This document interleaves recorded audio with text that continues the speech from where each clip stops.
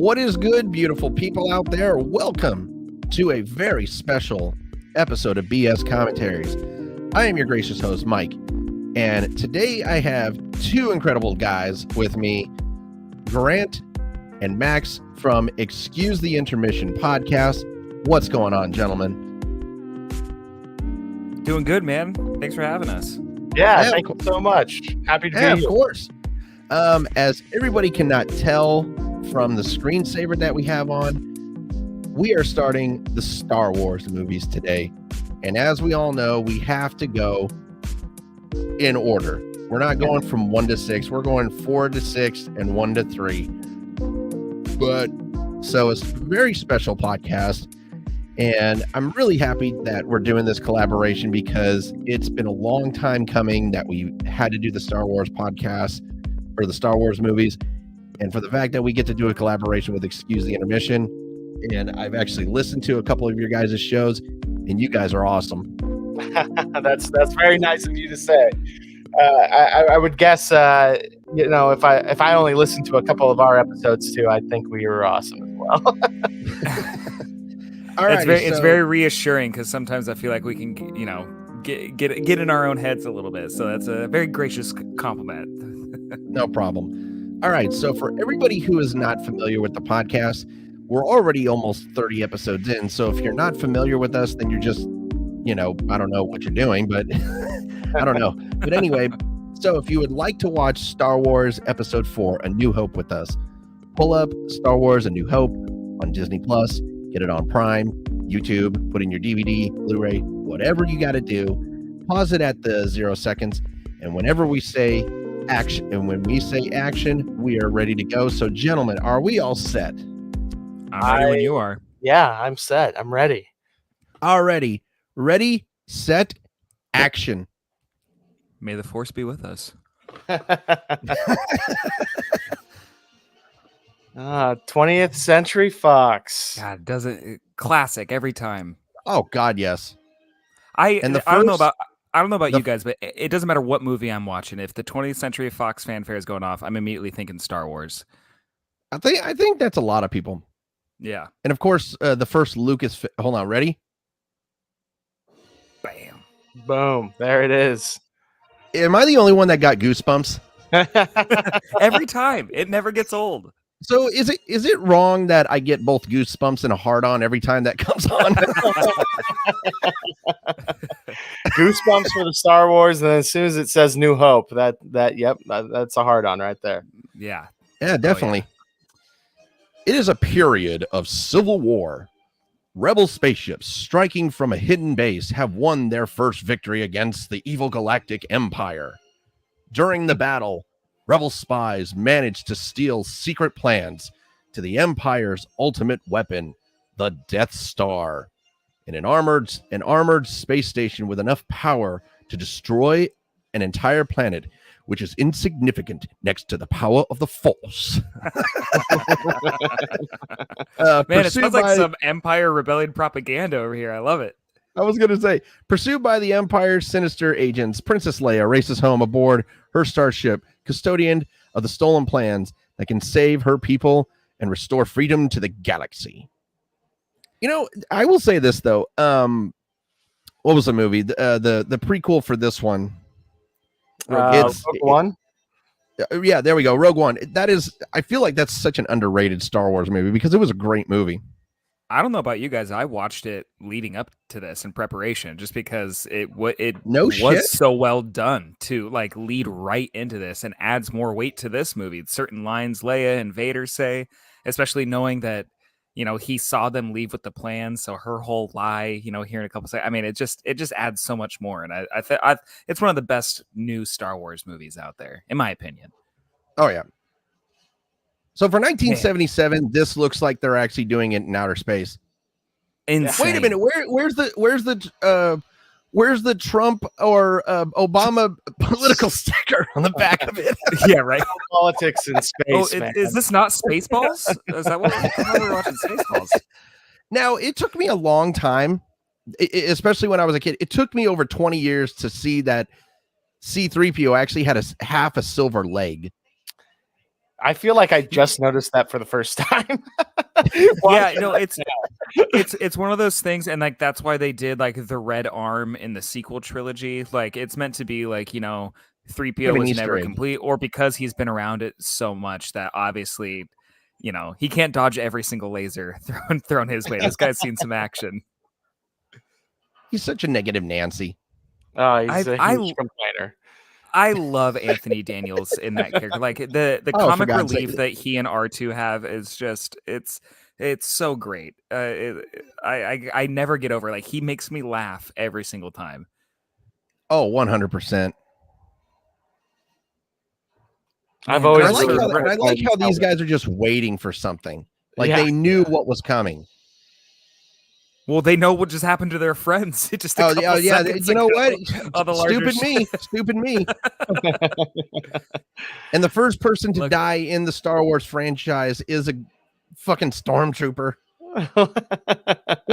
What really amazes me about this is that the stormtroopers are actually hitting people, killing people. Yeah, right. Yeah, those blasters suck. They've rarely seen. They've become worse shots as the years have gone on. Mm-hmm. I do like, the fact that we're watching this on Disney Plus, and every time these movies get released, they upgrade and remaster and do a lot of things. Like the restoration is great, but it's also awesome to see like what they didn't restore. Like these lasers and these like explosions, like that's all 77. That's all practical. And again, stuff they did back then. Like I was saying, for 1977, I feel like that this movie was just so. K-Hard hates it when I make this comparison, because I always do make this comparison. But a great example is Titanic. When Titanic got released, it was above its time, and that's what Star Wars was. It was above its time because everything looked absolutely incredible. The special effects were just remarkable. It was a game changer. I mean, that opening scene of the Star Destroyer coming over, I mean, you look up any documentary, you ask anyone that was alive around that time, they said that it blew their minds. Like they were like astonished, gasped, people like hollering and cheering in the crowds because just of this giant ship flying over, because it looked so real. Like everything looks so genuine. And George Lucas and Lucasfilm and ILM just did such a magnificent job with the production design of the whole universe, let alone this first installment that they didn't know was going to get, sequels or anything like that. I think it's hilarious how the stormtroopers take prisoners, not just with the humans, but they also take droid prisoners. Yeah, right. Well, hey, droids see stuff, they know. Man, what an intro to a villain. James Earl Jones. I need to give James Earl Jones a big shout out, because for him to come back in the Obi-Wan series, I mean, first of all, I mean, there was actual rumors saying that James Earl Jones was not going to come back and do it, but the fact that he did come back and do Darth Vader, it was so special. Well, and I also like what they did, that they used him and then used the Speechify AI to make his voice sound younger, like it was in A New Hope. When we hear him when he talks in Revenge of the Sith and Rogue One, it's current day James Earl Jones. So you get him to say the lines, you get Hayden to say the lines, you use the AI to blend them and lighten it up. It sounds exactly like how he does here in A New Hope, and it's one of the most iconic voice performances of all time. Oh, hands down.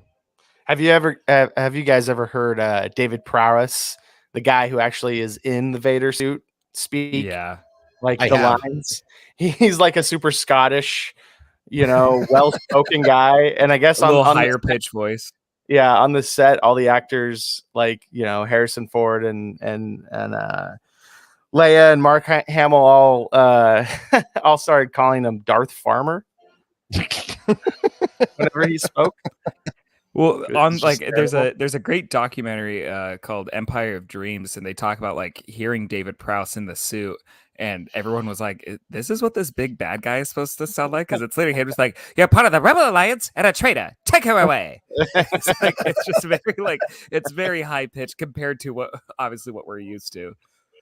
I'm not gonna lie. Like looking at Darth Vader's suit, it really it really is true. Black is very slimming. Well, actually, he's pretty slim anyway, because as we all know, Anakin Skywalker is a friggin' albino. Now. Right. But the one thing that I did love about Obi-Wan was they also included a little Easter egg on how he got his head scar. Yeah. And so it's pretty amazing, like, of how it's amazing. Like, Obi-Wan did a great job. Man, I never really put that together, that him breaking the mask that causes that one scar we see on old Anakin when he takes the mask off. That's wow. Mm-hmm. That it's all poetry, man. It all rhymes. It rhymes. I will say this: if there is not a second season of Obi-Wan, I will go burn down Lucas Farms. I'm sorry. I don't know if we're gonna get a second season. I think Ewan McGregor will pop up in other people's shows, maybe, or something. I don't think he's done with the role, but I mean, it's gonna be hard to set up a season 2. I thought it would have been great if at the end, Emperor is like, "Hey, Vader, you're done. Like, don't go looking for him anymore." And then Vader just sends like a bunch of bounty hunters to do his job for him. Like, that would have been a fun season 2, a bunch of bounty hunters going after Obi-Wan. But, I think I don't think they're gonna sit on as much money as they're sitting on and not do something with it. Real quickly, I love how C-3PO says what a desolate place this is. And might I remind everybody, this scene actually takes place in California, so he's absolutely right about that. Yeah, right. Can we actually? Are you sure agree this wasn't they didn't shoot this part in Tunisia? No, this was all in California. Really? I think there's because there's sand dunes out there, and I think this is actually the California scene right there. That's fantastic. Well, because I know that they filmed like Anakin's, on Uncle Ben and Aunt Beru's homestand. That's all in Tunisia, and those set pieces to this day, in Tunisia.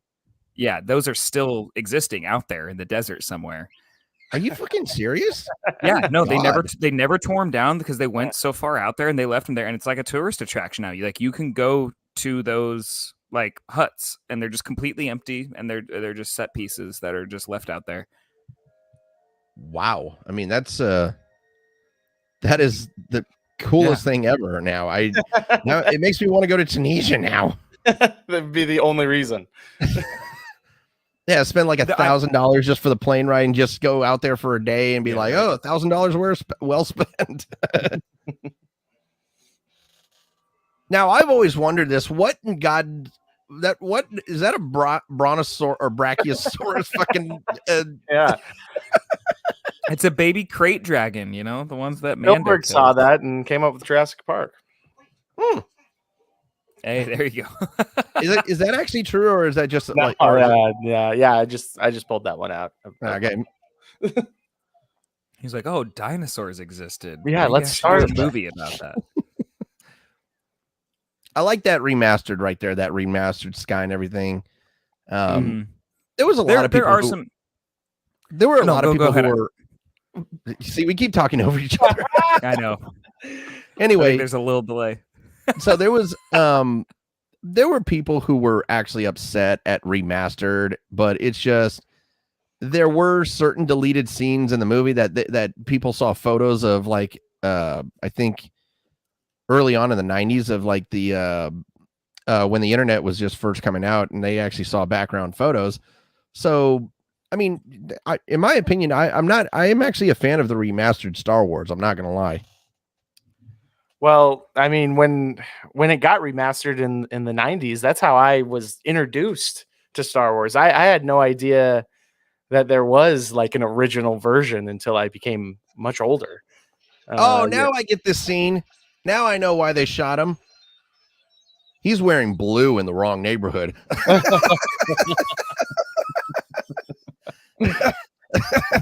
Sorry, had to.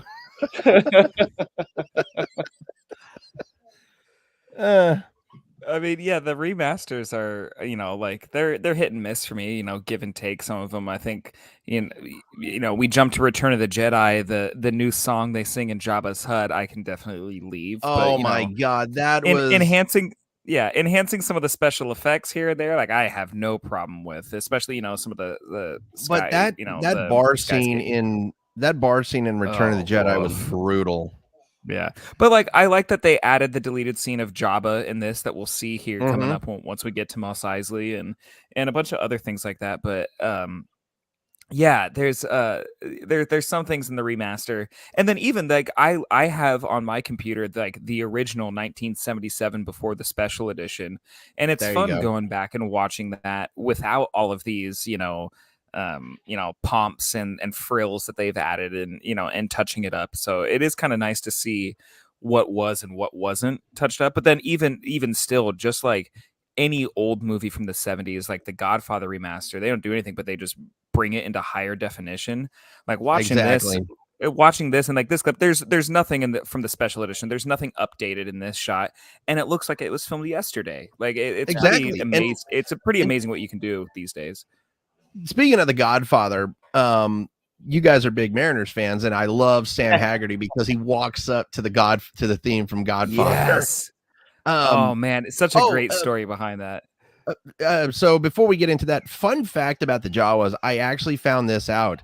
Some of the Jawas were kids of people who actually worked on the movie because they didn't go around and finding extra, like, I can't say midgets because I know that's offensive. So they went around trying to find other little people and they couldn't find it. So what they did was George Lucas had a bunch of the kids of people who actually worked on this movie, and they're like, we're going to make them Jawas.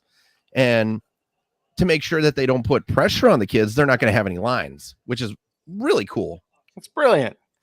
You just have them gesture and just move to a certain area. Absolutely. And same with, later on, Kenny Baker. Warwick Davis had his son be an Ewok with him in I remember that. Rise of Skywalker. And then, there's a bunch of like family little connections here and there in the Star Wars world, which is always nice. Yeah, see this. This right here was the iconic scene from the special edition from 97 when they released this. This was like big in the trailer of adding these like CGI little creatures, which aren't banthas. I don't know what those are. I don't think I've ever heard Komodo dragons. Yeah, right. But then obviously cutting into an existing scene already here, it was one of those things. First of all, I like this shot. I like that shot right there of the Jawa's base because all it is just a miniature, and the ability, like, between. He's like, wake up, god damn it. But between the 70s and 90s, what they did with miniatures is incredible because, again, like with that shot, it looks like you built an actual huge ass base and you're able to move it. And I'm not gonna lie, I feel like that nowadays they would actually do that. They would build that big ass type of base and they would just waste like millions of dollars just to get one shot instead of doing a there are some that will. There's some that'll do that and some that won't. I mean, you have, guys that still use miniatures, people that use CGI, and then people that are like, no, I'm building this whole set and we're going to film in the real world. And, it all works here and there. But, granted, now studios have, more money at their disposal than they know to do with.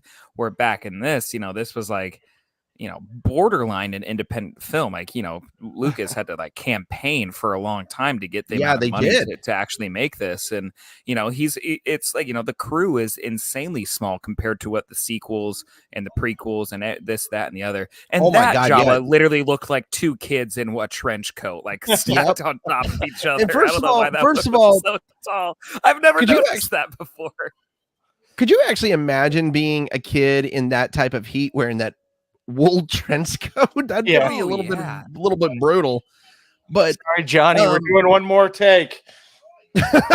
We're doing one more take and be like, Daddy, I'm tired, I'm sweaty. Damn it, one more take. And then I'll buy you a milkshake. What is the point of that black robot that's like the half shell? What does that robot do? I don't know. I feel like it's just a turtle bot. Yeah, It's Teenage Mutant Ninja Turtles gone Star Wars. Speaking of Ninja Turtles, we actually commentated the Ninja Turtle trilogy a couple months ago, and you were mentioning how this was an independent film. And funnily enough, the original Ninja Turtles film was also an independent film. And it's amazing of how these very small independent films, they take chances. Like movie companies, they'll take chances and they turn into just huge blockbusters. Yeah, they have nothing to lose. Star Wars, Terminator, Teenage Mutant Ninja Turtles, all of them. Yeah, right. You're exactly right. Also, I found out that the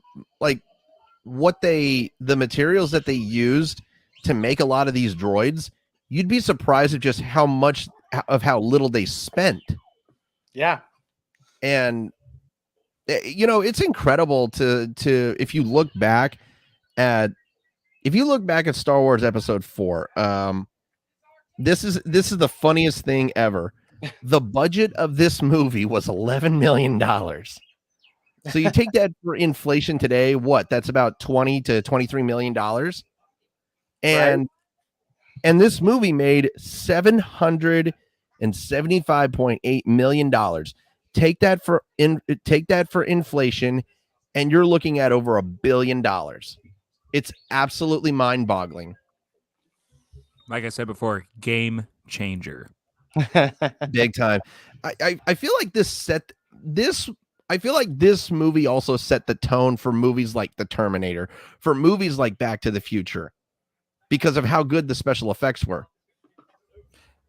Yeah, absolutely. I mean, you look at what they did in Back to the Future of just the lightning and the flame trails and also like set and production design, and same thing with Terminator, especially Terminator 2. Like you put emphasis on something that's going to be the showcase.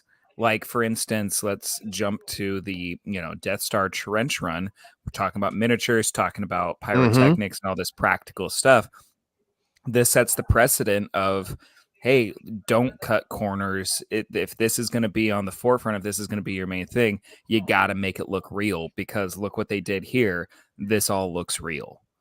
Exactly. So I think by the way, we just saw the toy that Obi-Wan gave Luke. Yep. By the way, because T-16. Yep. I've always I think that was one of the funniest thing about the Obi-Wan series was we finally figured out where Luke got that toy. Yeah. And it's just amazing. It's also heartwarming that Obi-Wan is just being Grandpa Obi-Wan and just trying to bring Luke toys and just trying to be in imagine having a grandfather like Obi-Wan, like he can secretly use the Force. Your father figure's trying to keep you away from him, and you're like, wait a minute, this guy's like crazy cool. What are you talking about? Now, see, this is another thing that was another thing that was just amazing about the 1977 was the fact of just look how good these special effects really do look. I mean, I know this is remastered, but if you actually even look at the old 1977 release, it still looks, again, it's beyond its time. That's why I compare movies like this to Titanic, because again, I don't know if you guys have actually ever seen Titanic in its entirety. Oh, absolutely. But first of all, I consider Titanic the greatest movie ever made, because I'm a Titanic enthusiast, and that movie brought that ship back to life. But watching that movie and watching this movie, again, they're just beyond it's beyond its time period, because I mean, just look at it. You don't need a green screen for that one. It's all computer generated images. And the fact that they were able to do such a great job with the computer generated images in this movie is incredible, because again, 1977, that's all you have to say. Well, and this is also one of those scenes that they didn't change much when they did the remaster or the special edition. Like, this is exactly how it looked when they first released it. Like, that, doing the holograms in this, and like that we'll see in like a bunch of the movies moving forward, like that was like a new thing that George yeah. Lucas like just figured out and did. And like Lucasfilm and Industrial Light and Magic, ILM, like I said, like I'm gonna say this a bunch during this, but like they literally changed the game with this. And there's a great documentary coming out on Disney Plus all about Lucasfilm and ILM and what they did starting with this and then going into Indiana Jones and the sequels and stuff. And it's just absolutely mind-blowing, like the term of like movie magic and stuff. Yeah, you. Sorry, I didn't mean to I didn't mean to. Oh, wait a minute. Do you see that on C3PO? I just noticed he's got a dent in his ass. he actually look. Someone punched him right in the left cheek. He has a dent in his ass. Oh my god! On the right side too, man. That's a design flaw. The left side was the left side's bigger. Jesus. Oh my god! I can't believe I didn't know blue milk. Where do you get blue milk from, by the way? Did they have that drink at the? I've heard the that cantina in Galaxy's Edge in Disneyland. I've been there twice. Is it good? It is the most unappealing looking thing I've ever seen. All these people are drinking. I'm like, man, I'm not gonna pay $10 for blue milk. $10? Are you seriously shitting? Oh, dude, it's Disneyland. Of course, it's gonna be like it. Yeah. Holy shit! And then there's like an alcoholic version in the cantina, and it's just. Oh my god! It's just so unappealing. I'd rather drink milk from that one monster on Ochto, wherever Luke is, and he milks. I'd rather drink that than the blue milk. I don't know what is blue milk. We never figure it out. Why I don't think they've ever done it. By the way, I'm real quick talk on this farm, right? Yeah. So real quickly, I'm on the Wikipedia site for New Hope, and I was looking at it, and for some reason I see Return of the Jedi, but for some reason I looked at it and I was like, wait, what? And I had to look back at it twice because almost looked out of the corner of my eye. It almost thought I said Return of the Jafar. Oh damn, dude, we can do that episode. You bring me back on, and we'll do some Return of the Jafar. Absolutely. Oh, Return of Jafar from Aladdin? Yeah, definitely, man. Yeah. One of the best animated sequels of all time. That's another pod. We'll you know what? Here's the thing. I think I should bring you back on for that one because I gotta. So I don't know if K Hart's gonna be listening to this one, but I've got a surprise for him. We definitely need to do the Aladdin trilogy. And there's a third Aladdin. What's it? King of Thieves? Yeah, King of Thieves. Oh, now I love this shot right here because it's one of the most iconic in the whole. I was going to say, yeah, perhaps the most iconic shot in Hollywood history, and the ability that Lucasfilms and of course the music, it just the Obi-Wan theme, right? Yeah, and again, the ability that they did.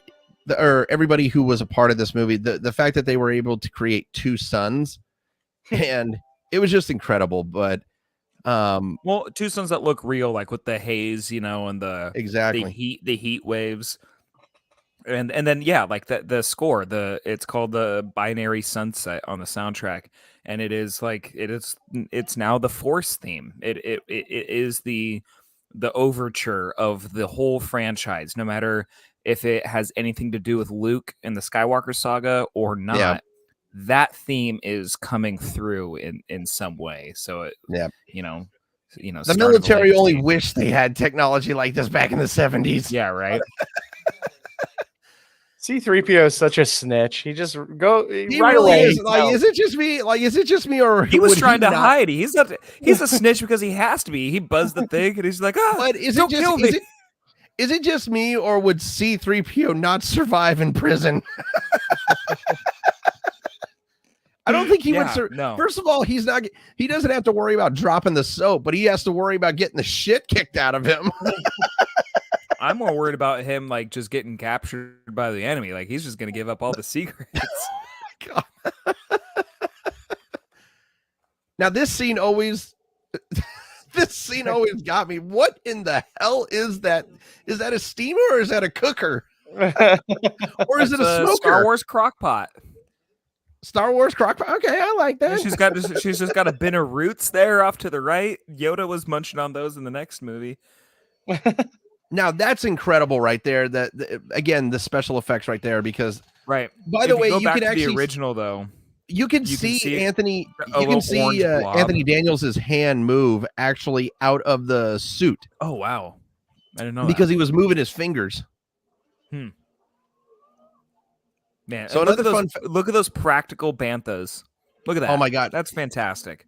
And another fun fact about the movie is that the sand people were actually kids of people who worked on the show or on the movie. But Lucas said, okay, we don't need just kids. We need teenagers who are between the heights of 5'5" and 6 feet. And it was amazing and I think there was only about 10 kids that were actually, or 10 teenagers who were actually about that size. Well, and that's movie magic of just being able to edit in a way that makes it seem like there's more of them.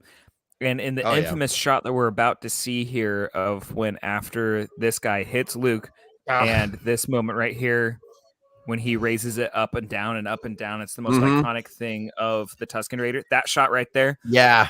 He did that pump once. And the editor and Lucas, as they were looking at it, were like, what if we went back and forth, back and forth, back and forth, back and forth? See, I actually remember that. Getting hyped up. Yeah. So that was just like, that was all movie magic dude, right there. That iconic, when someone falls to the ground sound effect. Especially on hard gravel.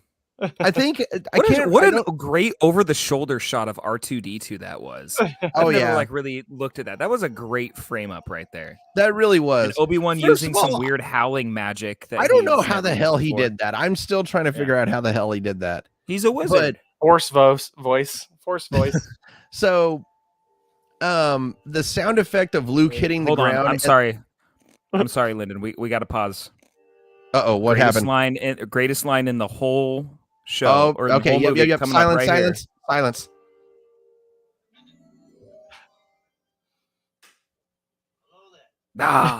So good. I knew exactly where you wanted to pause it at, but so like I was saying, the falling sound or him hitting the ground and the Wilhelm scream are the two most used sound effects in movie history.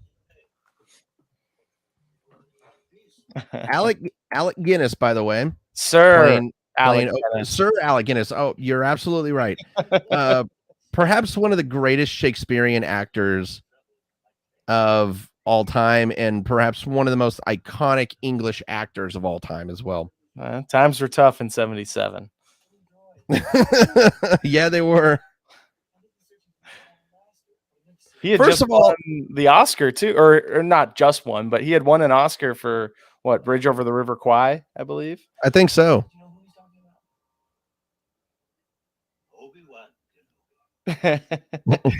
He does a great job acting with his eyes here, and like his facial expressions, and like that dramatic sit down when he's like Obi-Wan. So if you've actually, I don't know if you guys have actually listened to a couple of the podcasts that we've been doing, but I have mentioned several times that he's me, but facial expressions are really a thing for me when it comes to live action movies, and especially with character development in movies, because the look on Sir Alec Guinness's face is whoa. Sorry about that. It's all right. This is a comedy podcast for a reason. One of the dogs warning Obi-Wan and Luke, hey, they're coming back. You guys. I was going to say that was actually the perfectly timed bark in movie history. Yeah. And she's anyway, very talented at that. Yeah. So anyway, like I was saying, facial expressions are really a big thing for me in movies, because if you are a talented actor or actress, it is the facial expressions that really help develop your character and make the character valuable to the film. It's the nuances. See, again, he's such a negative yeah. Nancy. Also, I love that vertical swipe up as they carry him up. I thought that's one of the I best love that usages too. of the Star Wars swipes. But yeah, it's the nuances, like his little beard twirls here that Ewan picks up on and takes and expands on the character for the later iterations. But absolutely, here it's very much like the way he turns his head, the way he stares off. It adds so much. I mean, this is a Juilliard level actor here thrown into a sci-fi Greek mythology fantasy, and the guy just like knocks it out of the goddamn park. I mean, Alec Guinness is absolutely fantastic and perfect in this role. So again, real quickly, so this is taking place 10 years after the events of Obi-Wan, and I think I told Max this, but 10 years of Obi-Wan from that and there, in my opinion, that's a rough 10 years on Tatooine, man. Can I be honest with you? That's the Obama aging right there. Yeah. That's the instant gray from stress and sun and desert and the twin suns, man. It's the twin suns. Ages you real quick. That's a lot of UV. That's a lot of UV. Yeah. Now, as you can see, it's like white blue, the lightsaber right now. I was going to talk about this. Yeah, they changed it a little bit in these remasters where they made it slightly bluer, but it's still that white. And it's what the original lightsaber was. It was supposed to be that one was white, Obi-Wan's was blue, Vader's was red. And so you could tell the difference between them. Lucas then changed it to wanting like the Jedi to have blue and blah, blah, blah, blah, blah. But now the white, and this is just going to be some deep, deep Star Wars nerddom level fandom shit here. But a white kyber crystal. Yeah. Real quickly. When Sir Alec Guinness, it all makes sense now, especially with Obi-Wan, like with Obi-Wan Kenobi series, everything that he said there, including the tense of he betrayed and murdered your father. I mean, it just all comes together now. And I'm so happy that Obi-Wan Kenobi that was made to really give us that meaning. To bridge that, because it's nice to know now that it wasn't Obi-Wan speculating like, oh, Vader killed Anakin and it's no longer him. It's Vader himself that says, no, I straight up killed that guy and this is what's left. So that's it. So that adds a lot. Like I said, the Obi-Wan show and Rogue One did a lot to add more weight to this film, which was very well done. So there are meanings for each color of lightsaber, by the way. Yeah. If you guys didn't know that. So here's the fun fact. A blue lightsaber means that you are a Jedi Guardian. Let's see. The green one is Jedi Consular. And for everybody wondering about the purple one, it means that you have balance. But with Luke's color of lightsaber, it is prosperity. Means prosperity. Yeah, the white kyber crystals were so basically for Jedi when they go out to make their lightsaber, they go to kyber crystal caves, and there is a crystal that will eventually call out to them. And whether it's blue or green or a rarer one like yellow, orange, or purple, it'll call to you, and you'll have a connection with it. A white one is a kyber crystal that has been purified, as in it has no unique. So prosperity actually like is a very accurate like way of adhering to that, as in like it is leading towards goodness, prosperity. Like Ahsoka Tano purifies her kyber crystals through the Force. That's why she has different colored blades. There's even a black one out there, which is kind of what the dark saber is, and this, that, and the other. So there's a lot of ways you can dive into that. And so it's cool that he changes it in the next movie, going to blue, but then still adds some backstory. No, this is a great scene. Yeah, we need to shift. No. Sorry, I didn't mean to laugh, but when I saw the Star Cruiser heading for the Death Star, I immediately thought of "They See Me Roll." Oh wow, yeah. Can hear them bumping that. Just speaker windows roll down. Yeah. Man. But Peter fucking Cushing as Grand Moff Tarkin, one of the greatest on-screen villains. So fucking good. Thank you.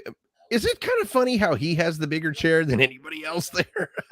No, he's the Grand Moff. His only superior is the Emperor. Vader is underneath him. He has full command of Vader. Which is actually interesting. You know, I've always wondered, are those pens in the pockets? They're data cylinders. They're USB sticks, essentially. They have their certain codes, their certain security passes or specific information. It's also like a key it's like a master key if you have in the Death Star or on any other Star Destroyer, if you need access to a place, bada bing, bada boom, you put your little data cylinder in there. First of all, I'm looking at the officer badges. If you look at the little clear, like crystal-like things, those are just like, I found this out. They got those little pieces from board games. I was gonna say, I think they were the early Sorry and Monopoly pieces. They were. Yeah.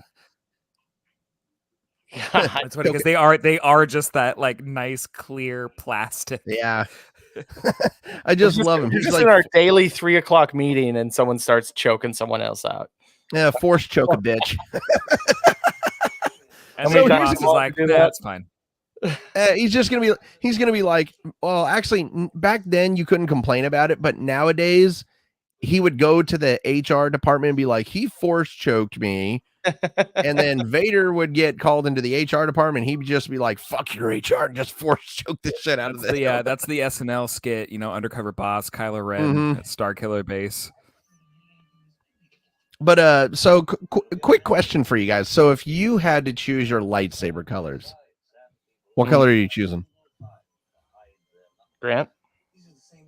I mean, I'm going green. I'm just a sucker for Luke's lightsaber in Return of the Jedi. Return of the Jedi is my favorite Star Wars film. That shot of him catching it on the skiff in the black Jedi garb with the green lightsaber that we hadn't seen yet. You haven't seen a green lightsaber in the first 2 films, and then bam, he comes up with the new one. I since the first time I saw that, I was like, that is so cool. Definitely. And Max, your color? I always I like to play around with maybe going to the dark side, so I'm going with an orange. Oh, okay. So I kind of toe the line. I toe the line with the dark side. So I'm gonna stick with Grant on this one because green is my all-time favorite color, and the fact that when I watched Return of the Jedi, the fun thing is that back in the 90s there was a lot of those every time I see those burnt up skeletons, I immediately think of Robot Chicken. And that's Gary the Stormtrooper was the reason why the place burned down. Oh no, but, I haven't seen that. Luke gets over this real quick too. He just I don't know how the hell he got over it so quickly. But getting back to my lightsaber colors, so yeah, like if you guys remember in the 90s, there was a lot of Star Wars merchandise because they were coming out with the re-release of the remastered collection and all that stuff. And they had toy lightsabers. And of course, because green was my favorite color, I told my parents, I was like, I want a green lightsaber. They bought me a green lightsaber for Christmas one year. And I accidentally broke it about 3 months into it because I hit something so hard that the material, like it was kind of like those like sizing cups or whatever, where it goes from small. Yeah. So they came apart and they wouldn't buy me another one. Dude, I can't tell you how many times like those pieces, those like, like collapsible pieces like would come undone, or somehow a rock would get in there and it would just be like, it would just ruin the whole, aesthetic. It would. I remember those. We're just burning bodies. I was gonna say, what in they're just burning Jawas, like they're like it's a campfire. But what the fuck? A Jawa campfire? Get to bring out the marshmallows. Let's get some Jawa flavored. Leave that sand crawler out there in the middle of fucking nowhere, in the middle of Tatooine. another Jawa clan's gonna come up and ravage it. And first of all, if you roast marshmallows over a Jawa fire, is it gonna smell smoky in Jawa?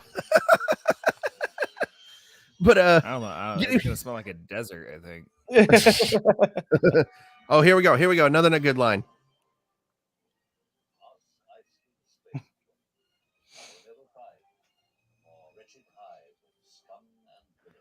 Now it took me until now to see that there were shots of spaceships coming out of Mos Eisley.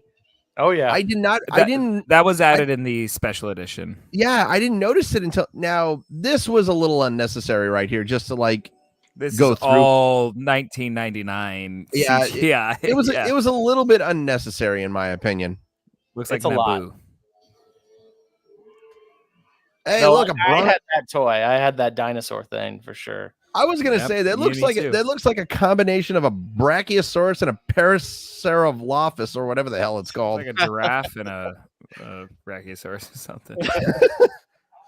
Another iconic line. Let's hear.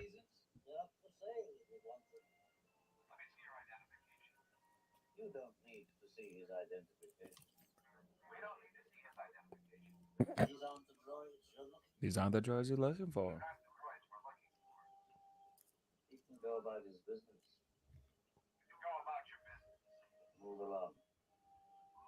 Simple-minded artards. You dunks on him too. He's like, yeah, is it just me, or was Obi-Wan flexing a little bit? A little bit, man. Oh yeah, he was showing off there. We don't condone mind control here. We don't control mind control. Hey, look, that Jawa has hairy palms. Oh yeah, they're furry little guys underneath there. I didn't. I've never seen a Jawa without its cloak. There's another iteration. I think it may be one of the comics or something, where you see like their hand and they're very. Now, why is it now? I guess they're like a mix between like a marsupial and an ape. You know, like just they're. I don't know. Maybe more Neanderthal. Why did they need to put the Komodo dragon back there? Because they can, and they have computers now to do it. Oh, the Cantina song. This is one of the greatest scenes in the whole movie, and probably all of cinema. This is so iconic. All the different aliens. I mean, yeah, sure, they add this guy, but actually, he was originally supposed to be in there. Did they take out? Oh, they take out Wolfman. Did they? They took out Wolfman and the dude with the two horns. They took out why would they do that? Visago. God damn it! Oh nope, there he is. Yeah. Never mind. That's what I was looking for. Oh. He has the weird laugh, but yeah, they took out Wolfman. Dude, that dude with the gold teeth, it just makes me think of the song "Rob the jewelry store and tell him make me a grill." He was the first one to wear a grill ever. Oh, that's racist. Yeah. You, sir, are a racist to droids. Jesus. I like that. I like the full circle of this whole thing that later on in the Mandalorian series, when you see Mando go to this same bar, the bartender is a droid and there's no one in there. And like, it's been like completely like turned around since the Empire has been defeated. And there's no reason for all these like, scum villainy guys to be here when they can be everywhere else now. I'm surprised that bartender's not wearing a MAGA shirt just because how racist he was against droids. That elephant guy is new, wasn't he? I don't know. It's slightly racist. I don't know. I'm just trying to stir the controversy.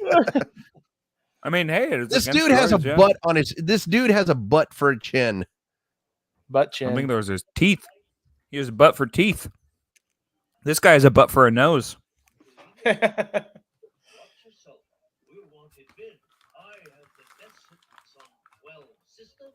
With a face like that, you should have the death sentence on 30 systems. That's what I'm talking about. I love every time I see this guy, I immediately think of the Quint from Jaws because he sounds like him. Now that right there, you never see for any other Star Wars movie for the rest of your life is you chop off the arm and there's blood everywhere. Yeah, they changed it to like obviously there's heat, so it cauterizes the wound, but I think it was just meant to like show like the the gravity of like it's a Swift, like, hey, cut off your arm. Mm-hmm. I like how that one dude was smoking a hookah. Yeah.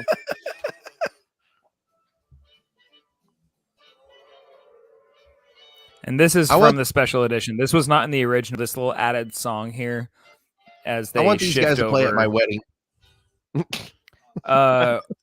Friggin' Dan and the Modal Nodes, man, they're a great band. They probably cost that's the name of the That's the name of that band is Figrin Dan and the Modal Nodes. Well, Star Wars trivia for you there, listeners.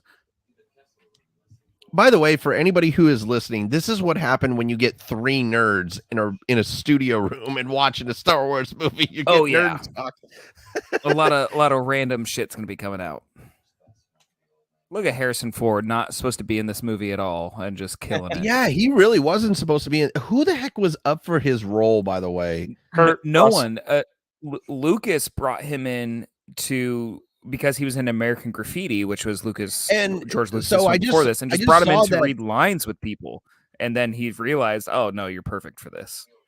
So originally there was a decent list of male actors, including Kurt Russell, Christopher Walken, Burt Reynolds, Jack Nicholson, and Robert De Niro and Al Pacino for this role.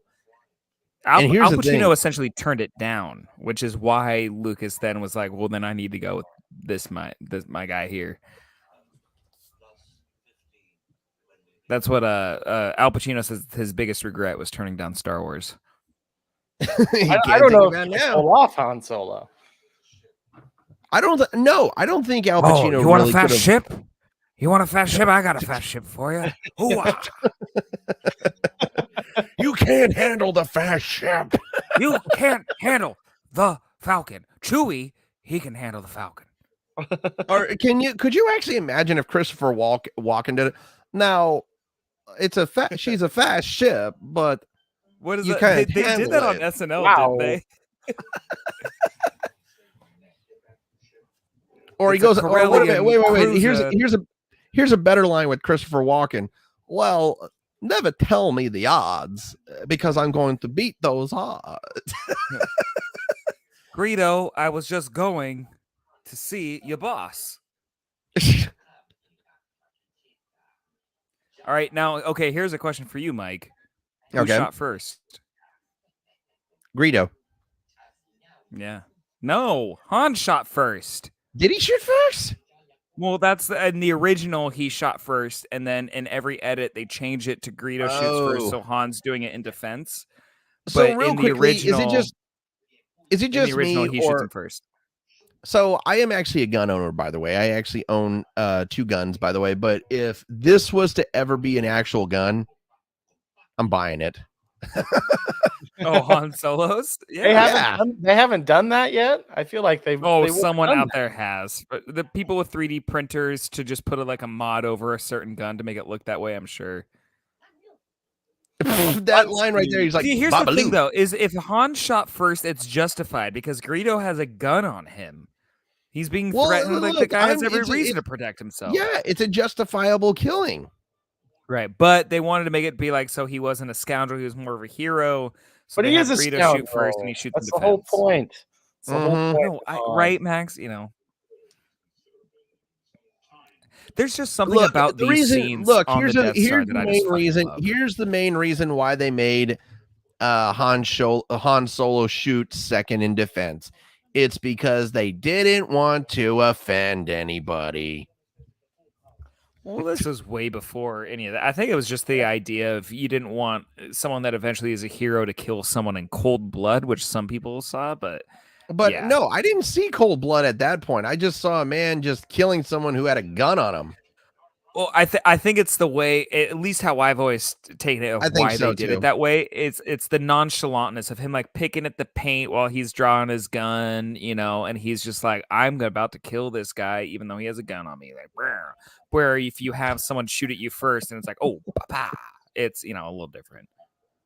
But at the same time, Han shot first. They should have just kept it Han shot first. He's just a smart man. He knows to shoot first. I love how this scene was not updated at all, and it all looks like really awkward people in prosthetics that are very uncomfortable.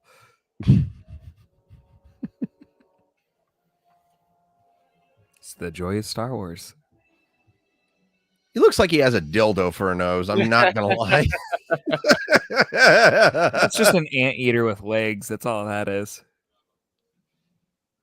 One thing you guys may not know is that when they shot this scene, Jabba the Hutt, because obviously we don't see Jabba the Hutt until Return of the Jedi originally, to where this scene, when they shot this during the original Star Wars, Jabba the Hutt was just another human, and he was just a guy like wearing like this big like feathery vest thing. And so when you'll see in a second when Han steps behind him and steps on his tail, and Jabba like reacts to it, he doesn't do that. He literally just walks behind him, and so they like CGI him like stepping up and down like he steps on his tail. And I want I just want to see if you guys can notice like the smoothing they do. Like obviously the CGI this is still very 90s, but like right here, see that? Oh, I just saw it. Yep, I just saw it. It looks like he's like stepping and like crunching over his tail just a little bit. And like this right there, he's patting his chest, but it looks like he's stroking his chin. It's just a funny thing that they did of superimposing this over another human, which is like it's very obvious. that guy in the background with the billowy shirt, he looks like a pirate. The Seinfeld shirt and the goggles. He actually looks like a space pirate. Puffy shirt. And it's funny, this scene was supposed to take place first because that's supposed to be Greedo right there, but it's not. And then there's your first look at Boba Fett. I actually noticed that too. Was Boba in the original shooting there? That was. I think he was. They superimposed him in there, didn't they? They did. They re-superimposed. Oh, they did superimpose him in it. Okay. Yeah, during the special edition, because the first time you ever see Boba Fett was actually in a parade in between New Hope and Empire Strikes Back, where they were just like showcasing like Star Wars people, like in the town where Skywalker Ranch was, and that was rude. All white. It was all white armor because it was still prototype. And the whole idea about the Boba Fett armor was supposed to be like a new age of stormtroopers. And so that's what Empire Strikes Back was supposed to have. But then they realized it was too expensive to do that. So George was like, well, how about I just make one character that's just like super badass? And thus Boba Fett was born.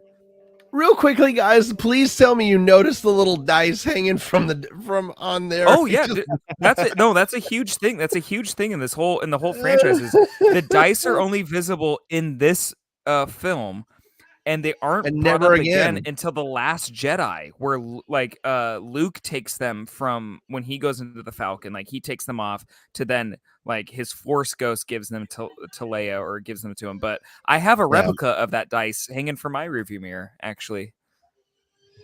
You do? Nice. Yeah, those little gold dice. Yeah, my brother got them for me for Christmas one time. But yeah, it's funny that you notice that because they don't reference it or they don't like say anything about it in this movie. And then it's the Solo one shot that they did, the prequel they did, Solo, a Star Wars story, and The Last Jedi, where they make the dice and Han kind of like a tandem thing, which makes sense. Like it makes sense that Han would have dice hanging. It's like Han Solo's the kind of guy that'd be probably driving a Firebird Trans Am. He would have dice hanging from his mirror. So real quickly, while you were talking though, like of course I had to say it, but what Luke Skywalker said about the Millennium Falcon was just downright rude. What a piece of it's just a hunk of junk. Jesus, like that's also. Have you ever noticed this about the Star Wars movies? Is that in the first three films of the movie, the good guys shoot green blasters and the bad guys shoot red blasters. But in the original three movies, like from 4 through 6, the good guys shoot red and the bad guys shoot green. I have actually noticed that. Well, I'm red-green colorblind, and even with my glasses, I have never been able to tell the difference between that. So I'm gonna now look out for that for the rest of the movie. I have colorblind correction glasses, and that was one of my favorite things was watching Return of the Jedi, of seeing Vader and Luke's blades cross and being able to tell the difference. So I have never noticed that either side had different color blasters. I've seen some sides have blue lasers. God, talk about a fucking line right there. I recognized Foul your foul stench. stench when I came on board. Like, Carrie Fisher was by far and away my first crush of all goddamn time. And like, Well, she's can we such a honestly fucking say badass that we woman. Come on. can we honestly say that we had a poster as teenagers of Carrie Fisher in her little skinny bathing suit from Return of the Jedi, and it's just like us little teenagers' thoughts. Never mind. I'm not going to go that far, but I'll say the New Hope get up is way more my speed than the Return of the Jedi. I'm just going on record saying that. fair enough. I'll give you that one. But you know, is it just me, or do I wish a politician would go into the Senate and actually say what Carrie Fisher said to him is like, I recognize your foul stench when I came Someone in. should I say that just to Mitch wish. McConnell. That'd be Fantastic. I knew you were going to say Mitch McConnell. I think all of us would say that to Mitch McConnell. I'm being honest. I think anyone would say that to Mitch McConnell. Yeah. Man, and such a good acting performance from her for being so confident to then realizing like her home planet's going to be destroyed, and she's like all of a sudden pleading like, what a great like flip of the coin. Like Carrie was so 19. Good. She's 19 yeah. when she filmed. Is she 19 at this in this movie? Yeah, she's 19. Wow. Mark Hamill was 24, and I think Harrison Ford is 33. 33. Wow. 32. So Harrison Ford was the oldest one of the trio. Yeah. Yeah. And obviously, now, Carrie and Mark are supposed to be the same age. Han is supposed to be, 9 years older than him? So it kind of balances out, somewhat appropriately. I just keep looking in the background, and I just see C-3PO and Chewbacca just playing a Star Wars version of chess. It's so great. And I love that that is an ongoing joke in some of the sequel stuff, that whenever in the Falcon, they turn on the chessboard, and it's a great callback.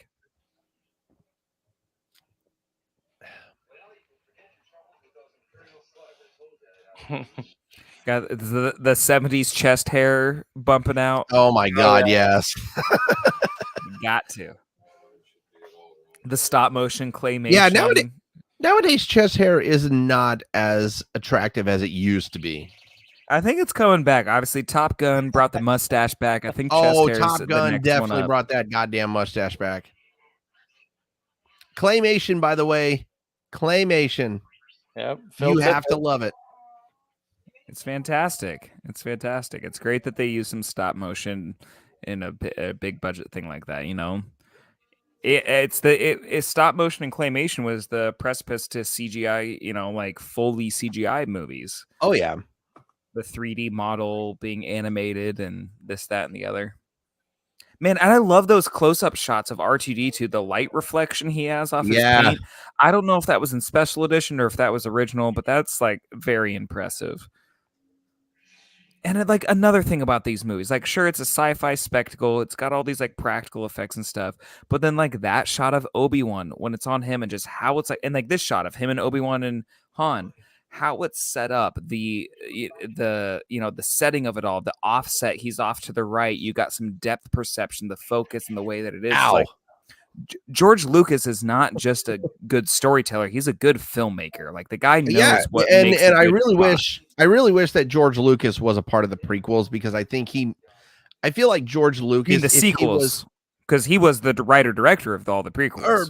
But I'm saying, like, if he would have been on for the prequels for 1 and 3, I feel like Hayden would have been a better actor because of it, and Jake Lloyd could have also been a better kid actor because of it. He is the director. Yeah, he is the director writer of those prequels. I feel like he helped the actors in the original trilogy better than he did in the prequels. Well, because he only directed A New Hope. Irvin Kershner did Empire Strikes Back, and then Richard Marquand did Return of the Jedi. And so he was only executive producer and writer for the 2 sequels. The whole prequel trilogy 1, 2, and 3 was entirely him. I think the thing that took away from what he brought to the world in this was all of the new technology, all the green screen, all of this, that, and the other, where he was more worried about the spectacle, the universe, the world building, rather than he was of just making a film, which is this one. Like this is all like technical masterpiece. Like every shot is framed appropriately, tracking well. He took a a choice with his transitions with the swipes, but they're now known as the Star Wars swipes and transitions. So it makes sense. Where then you go into the prequels and he's just trying to add on top of all that, to where I think the cinema aspect got lost in the wayside, which I think the point that you were making is the actors were maybe held back because they needed to project this, that, and the other. Who knows? But like, there's something about this one that is like, no, this guy was just making a movie and it happened to be a sci-fi spectacle. Mm-hmm. I think that's super impressive in someone's career. Definitely. Someone actually just did someone really? Oh, I think I know who it is. Okay, someone's using the YouTube account on Seattle Sports Diaries, and they're saying make more jokes. I think I know who it is.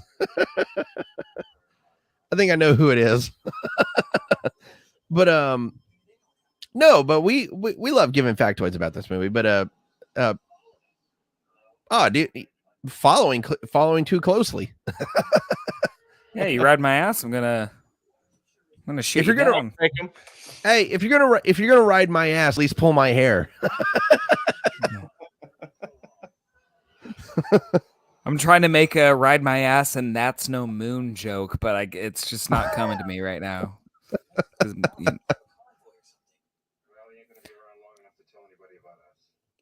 Well, shoot him down. Well, here comes another legendary line. Like, what does a Wookiee ass look like? Do we ever see? Are they just like humans underneath all the hair? Is it a cousin It scenario? What's going on? You need to go to a 40-year-old virgin waxer to actually see what that ass looks like. Yeah, right. Jeez, I feel like websites you can see a Wookiee ass. What if Wookiees are just hair? What if there is no like physical body? It's just oh my god, sentient hair. Then how the hell do they really reproduce? Thick, dense hair? How the hell do they reproduce? Hair, man. It's just hair. It's just hair. Growing into more hair. Like Avatar, man. Is it just me? Or does that give a cum shot a new meaning? They link in there. Jesus Christ! That gives the phrase "cum shot" a whole new meaning. Oh, geez. Jesus Christ! I can't believe we actually sunk that low to make it a cum shot joke. Hey, you asked for more jokes, and that's where the train took it wasn't me making the comment. Now I love this shot so much because it looks just so real.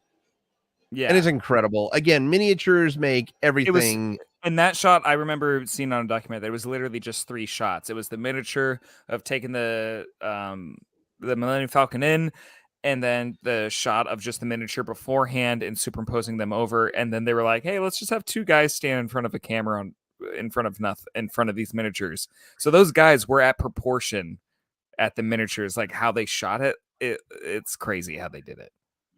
There you go.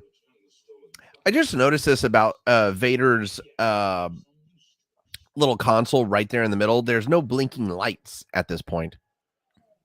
Yeah, I think those got added in a little bit later. But by the way, for everybody listening, so if you really wanted more jokes, you got one of the raunchiest jokes ever in BS commentary podcast history with us talking about a Wookiee ass and reproduction and all that shit.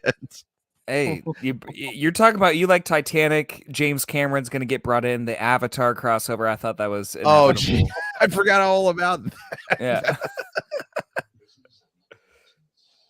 A presence I've not felt since I got my head sliced and then he immediately up. leaves. He no longer cares about this ship. He's like, something bigger is happening.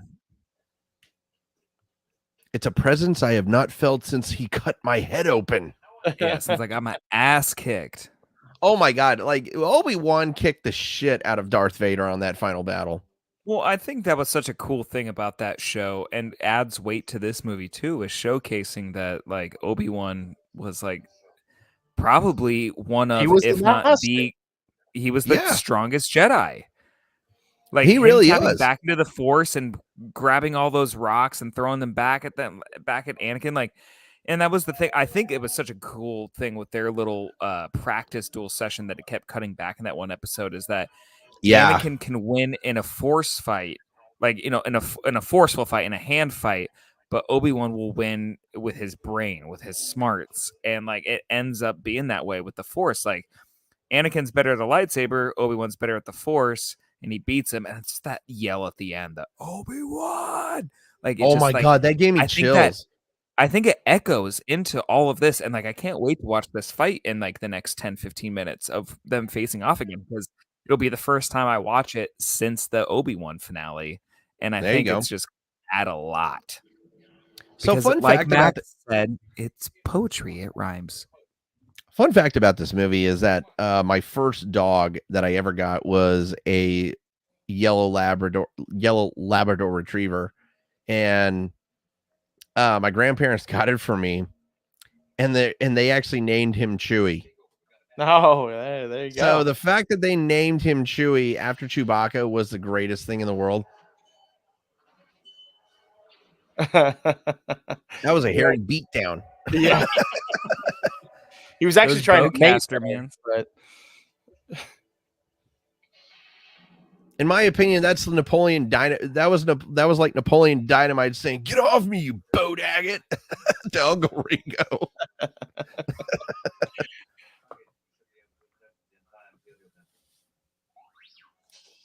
So I don't know if you guys have ever seen it, but there is a series on YouTube called Chad Vader. Have you guys ever seen I that? remember those from a long time ago. Yeah, they Like made early YouTube days.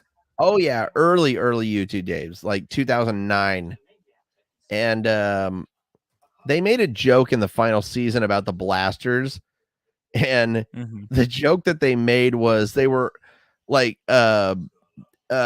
what's his face Commander Wickstrom, like Vader's side lackey or whatever, and a stormtrooper were standing about a foot away from each other. They were shooting at each other with those stupid blasters, and they kept missing. And it was just like, yep. And I was just like, I get the Star Wars reference right there. Like, stormtroopers can't shoot for shit with the helmets on.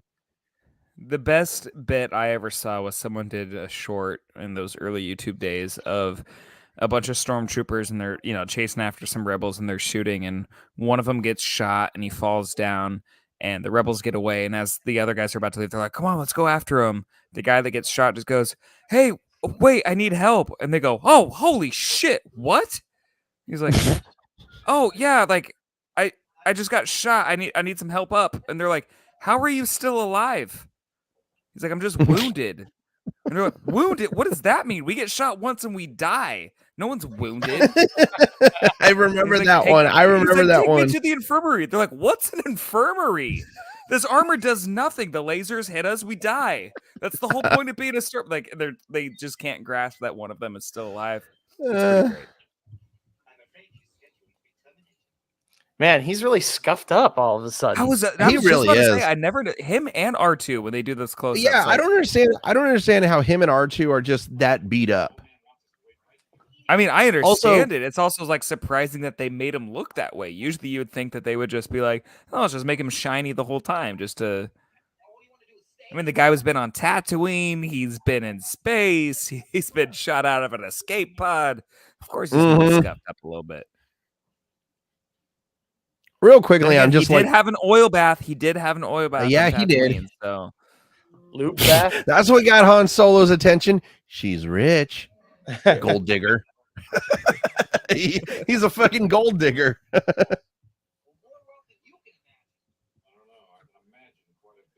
God, such a good line too. Pure scoundrel. Oh yeah, love it.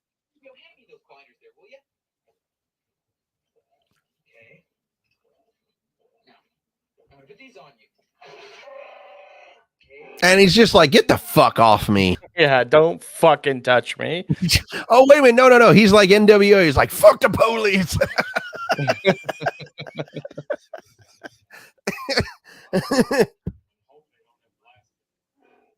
I always love how Chewbacca always had like, oh, I love this part. The little squeaky mouse droid, right? So Is that good. what that's called, a mouse droid? Yeah, first of all, I love how Chewbacca, he looks at him, he's like, yeah, that's right, bitch. It was just like an ultimate flex for him. Now, funnily enough, like during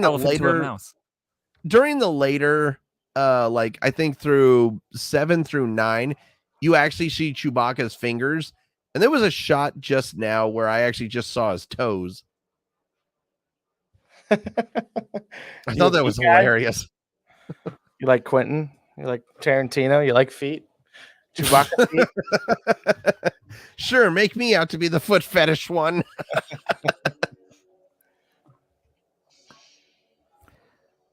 Also, I think it was Harrison Ford who was like bouncing up and down on his feet. And I was just like, do you need to go to the bathroom?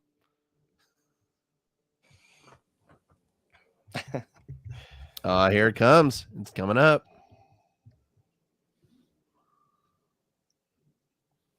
Last time I saw you, you sliced my face open. Dude, I don't understand how Obi-Wan can just be like creeping around like that. I'd be like, I imagine he's just like anxious as hell. Oh, well, he's fucking Obi-Wan. He's calm and cool. He's calm and cool and collected, cool as a cucumber. Well, you got to think that as soon as he says that's no moon, like he knows Vader is there. And he knows exactly like, okay, this is what I've been gearing towards. I assume what Qui-Gon has been training me since we last saw Obi-Wan at the end of like, hey, for 10 years. I'm gonna be the non-hero. I'm gonna be the sacrifice to get the chosen one to the right place. But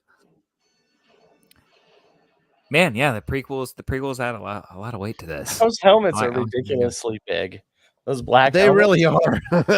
Is it just me or do they look like bobbleheads? I've never really noticed how like oversized they are. That's insane.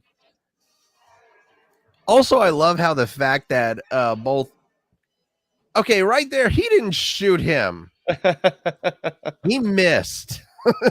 But I love how these guys, like, I love how Han and Luke are better shots in stormtrooper uniforms than stormtroopers are. It's true. Everything's under control. Situation normal. What happened? It's like weapons malfunction, but everything's perfectly all right now. I just noticed that. What the hell is that on the back of Obi-Wan or on Han's uniform?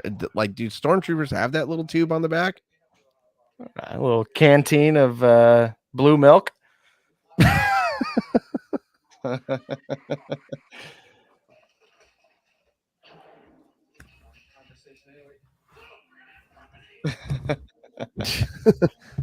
One of the greatest lines in you can't invite those, and you can't invite that company for tea and crumpets.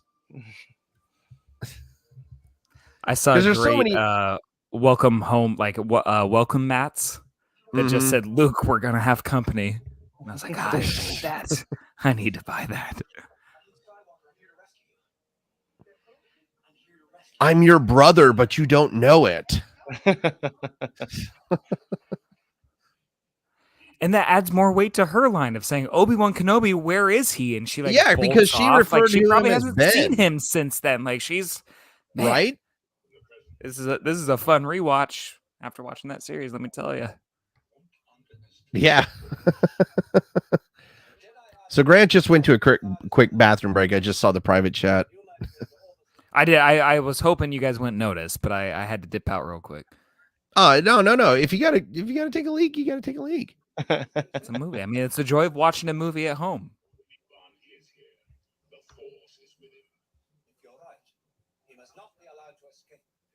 He ain't gonna escape. Face him alone. That's good that Grand Moff Tarkin was still just like, oh shit, a Jedi's here. Well, then yeah, go kill that son of a bitch. It adds to the whole like Yeah. If they do find one, they all hate them kind of mentality of rather than like, oh, it's not a big deal anymore. They are still the number one threat to the Empire, and everyone knows it. Mm-hmm. Well, not everyone, but the higher ups do. God, this is where the movie gets good. When you get the three heroes together and the banter starts happening, especially Leia and Han being like button heads. Yeah. You can't beat it. So here's a really good question for you guys. If you could choose one vehicle from the Star Wars universe to actually have or fly, which one are you choosing? Me personally, I'm going with the X-Wing fighter. But the only problem is I don't think any of us can afford it with the inflation of gas prices right now. Yeah, if we're going off of gas, I don't know if I can do anything. It'd I'd just say be a for nice hood ornament in your Yeah, yard, a yard ornament. If we're talking flying, I'm going Naboo Starfighter. If I'm going ground, I'm going your speeder bike, man. Those things, that thing would be fucking hella fun to be riding around in the I'm Pacific going with a speeder Northwest. bike if it's ground. Speeder bike would be, yes, absolutely sick. I'm a big fan of the A-Wing. I think There it you are. shows up in what, Return of the Jedi, I believe, or the Snow Speeder. I like those. Okay, the Yeah, snow speeder. yeah. I feel like that's an underrated vehicle in the Star Wars universe. Though I don't know if the I Snow feel like the Speeder snow can go speeder to is like space. Can it go to space? Because we only No, see it it. can't. on yes, right? yes, it Oh, can. it can? Yeah, there's been. I think it's in Rebels or Clone Wars. I think it's in Rebels. We see a speeder but no, we see it in Obi-Wan, don't we? Or no, I guess they are still on a planet. But yeah, no, those speeders came from space down into the planet in Obi-Wan. You're Yeah. right. Now the only problem that I have with this scene is that why would you have a door to a dumpster to the dumpster? That's the only problem that I had with it. Also, the creature that lives in here, how deep is that water? Well, yeah. What happens to that creature when it compacts? Exactly. Well, I think they have a door because what happens when people fall into the chute and they need to get out? You need a door to get out. People are falling So- into the dumpster chute all the Hey. time on the Death Star. Hey, this also how many of these dumpster chutes are there on the Death Star if the Death Star is as big as a fucking moon? Oh my Are you saying me God. there's one dumpster chute? No, there's probably like a bunch of them. And I'm sure there's been probably an officer or a stormtrooper that's fallen in. They're like, well, shit, can't have this on our HR document. Let's get these guys out of here. So they I implement actually like that doors. remastered creature. I actually like the remastered creature. Remaster? I didn't see any remaster. I thought it was all still. You didn't see the remastered eye? No, I thought the eye I thought was from the original. I thought that was practical. No, that was actually remastered. Maybe the eye like blinking it was, but I remember like a physical thing like coming out and like looking around. That was some of the remaster things they would do. They would add on some of the practical effects they already had, like Ewoks in Return of the Jedi will now blink, where before they just had opened eyes. Yeah. And same with the drone coming out of Jabba's gate in Return of the Jedi. The way it looks around, they added a little bit to that. You know what? Again, That's such a good point of why the fuck is there a door to your trash compacting But again, room? how deep is that fucking water?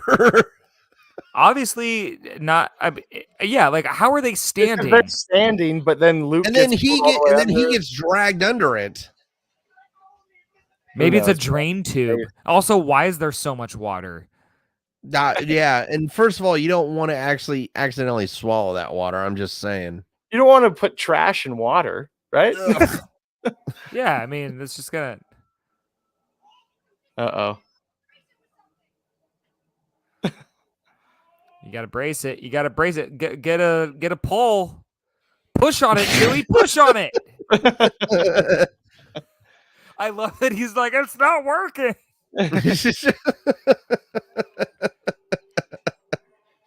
Also, there's a fun fact. Okay, so this pole that they're putting right there, that Han is holding up, it's the same prop. It's just shrunk down a little bit. It's the same prop that one of the pit droids puts on the Naboo starfighter in Mando or in Boba Fett where the Mando's like building his Naboo starfighter in Tatooine. Mm. It's like Oh, the no shit. same. Yeah, it's the same texture and everything. They just kind of like shrunk it down. And it's fun things that they do in this franchise of kind of like taking props in this and kind of reusing them where you may not know, or it's a fun Easter egg for people that do know. But if you go back and watch, it'll have those same kind of like two ridges and like the same like like pull mechanism. I don't know. It's funny how it all lines up. Nice.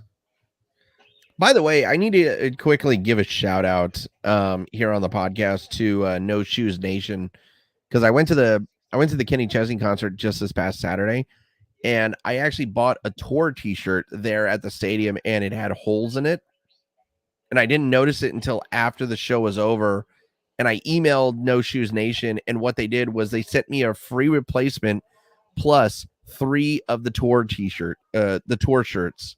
Oh, wow. Hot damn. Yeah. That's And great. Customer service at its finest. yeah, and then yesterday I got all of my VIP stuff from the concert as well. There you go. A little country music, a little. Every time, dude. Every time I see that, I think of what my girlfriend said about that scene. She's like, "Is that a penis?" R2's fucking that wall, man. And I turned to her and I'm like, "How do you think that's a penis?" And she's just like, if you paint yours metallic silver." And I'm just like, "Okay, I'm done." Do penises usually come out of people's necks? Because I'm pretty sure that's like the neck region of R2D2. Maybe just below the neck. Not quite his chest. In between the neck and chest. It's his collarbone. I think that's his collarbone coming out. It doesn't matter. Yeah. I feel love like this at this, when he actually stops it and then they Yeah. all start cheering. But C3 was like, "They're dying." yeah. That's right here. I feel It's like all at my that fault.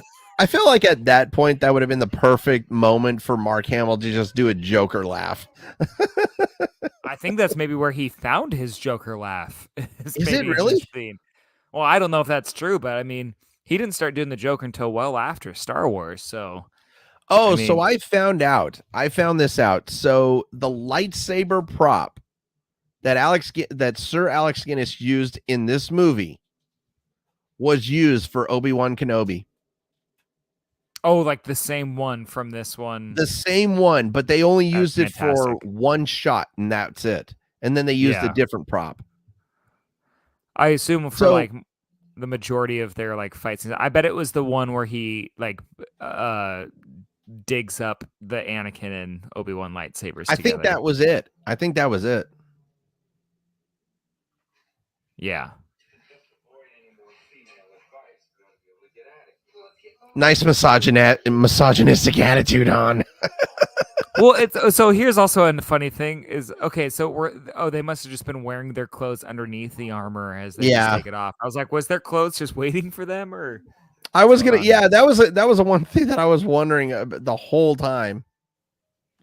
Also, did you notice of how dry Luke's clothes are, but his hair is the only thing that's damp? because the armor was Hair protecting is it. wet. Wow, that's Yeah, but then Han's hair's dry. first of all, that's kind of rude. Walking carpet. Why you gotta be so mean to Chewie? You don't call your Jeez. dog that? Come on. So my Someone dog move that this I called walking Chewie, carpet. Someone move this walking carpet. You guys ever seen So that little acapella group that did like a tribute to John I Williams? saw that one. Yeah. Yeah, way back in the day. That's some old school YouTube stuff right there. Oh yeah.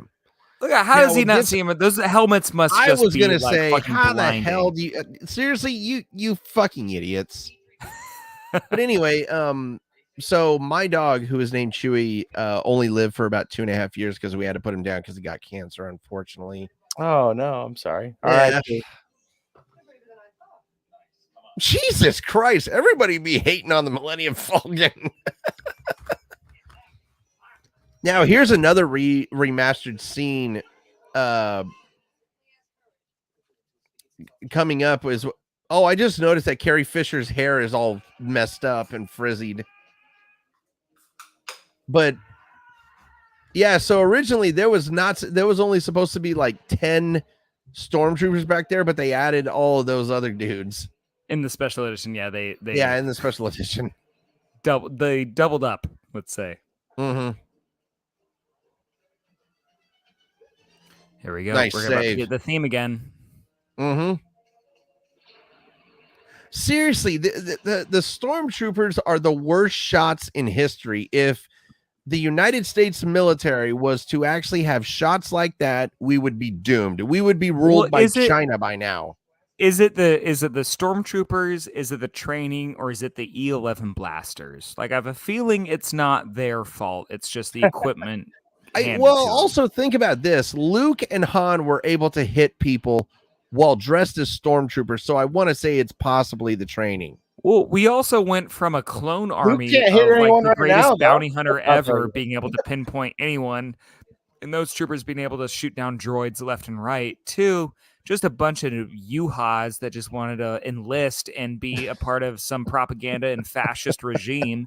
So you have a bunch of guys that don't know how to shoot, but they're a bunch of, like, Proud Boys, Charleston tiki torsion carrying guys that just, have fake Kevlar, and they just want to come in and just be like, I'm a stormtrooper. I could fight in a war, but they can't. Oh God, incest coming up. So then here you go. You get your army of stormtroopers. First of all, that was just thinking about them being brothers and sister. I get uncomfortable when she kisses him. I'm just sorry. Yeah, I don't have a sister, so I don't know the level of that. So on the outside perspective, yes, that's fucking weird. On the inside perspective, I would imagine that's fucking weird. But hey, I have a friend who constantly posts that when her and her brother go out, she thinks it's funny how people think they're dating, and I'm like, that's not funny. That's not funny at all. That's a weird thing to exist. And if that's and to post about you're living in, maybe reevaluate how you project yourself. Here it is. And look at that. Vader has his saber already drawn. Yep. He's ready for him. He's waiting. Before we get into this fight, have you guys seen what is called the SC-88 reimagined fight between these guys? I have. That is one of the most incredible videos on YouTube. It's so cool. Stuntman Richard Citrone, who, if you look his filmography up, this guy has been literally in everything since Blade in 1998. This guy's literally been in every major action franchise film you could ever think of. He was the Vader in that rendition, and it's so cool. And like, I still love this fight for being the fencing, strategic. If you get in a sword fight with someone, this is how it's gonna be. It's going to be like this, not like what we see in Revenge of the Sith and in the prequels. It's going to be more strategic and moves and Kendo samurai-esque, which is what Lucas was going for in all this. Exactly. You guys notice the sawdust that's coming off the lightsabers? I do that, yeah. Because they're made of wood. I didn't know that, but that's great.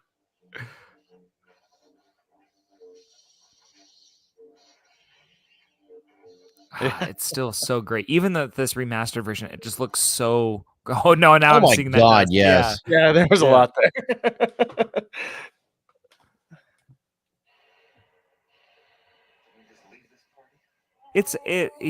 I've said it several times. It's still amazing that this was filmed in '77 for the detail that is layered in all of this. It's so right. God, Star Wars. There's nothing like it. There really isn't. I'm trying to figure out, where did they get the sound effect for the lightsaber again? I keep forgetting where they got the sound effect for it. I've always wondered that, and I know it was a sound they had that they just kind of high pitched up, and I think it was more of just kind of wires clanging and actual electricity. I know that Vader's breathing was just a scuba tank, and they just, like I know turn Chewie is the octave a down. bear, right? Yeah, a bear and it's a bear, a lion, and something else combined. Yeah. Again, the stormtroopers training, like shooting training, is horrible. So what I like about this scene is that they hit a bunch of stuff near Han and Leia to where they react and they have to get out of the way, but everything is missing Luke, because I think that's part of the Force. It's either Luke or it's Obi-Wan, but I think it's Luke and his emotion right there, screaming no, firing that if anything fired around him, that he's inadvertently using the Force to push it around him. Okay. Which I like that idea, that theory, that he's standing there while they're both reacting. Things are crashing around them, even though it's not hitting them, but they're flinching and they're moving. Where Luke is just bing bam boom bam bam bing bam, like he's still going fucking. What are the sound effects for that again? Oh, when you shoot a laser. Yeah. I don't know. Well, you guys, you've probably only watched Star Wars once or twice, but when you shoot a laser, it's a different noise each time. First it's bing, then it's a bang, and then it's just bing, bing, boom, boom, bing, bing, bing, bing, bing, bing. Every time I saw that scene with Leia and Luke where she's putting the blanket over him, I immediately go back to episode 1 where Padme sees Anakin in the corner and she puts a blanket over him. Yeah, no, dude, poetry, man, poetry. It's poetry, and this thing is, we always make this joke of it's poetry, it rhymes, but it's like it's great it's that incest. It does that. Oh man, talk about great soundtrack right here as we bleed into the TIE fighter battle here. They reused it in the Battle of Crate in The Last Jedi, but it's one of the most iconic Star Wars things. And then also like sitting in a turret seat like this, like fucking fun. Oh my god, yes. And I always love how the post shaking camera movement right there. I did see that one. I always love how when you see like the tube where they came down the ladder, it just looks it looks completely like vertical instead of linear. You're right. And it's because like space, just how like things work, like physics.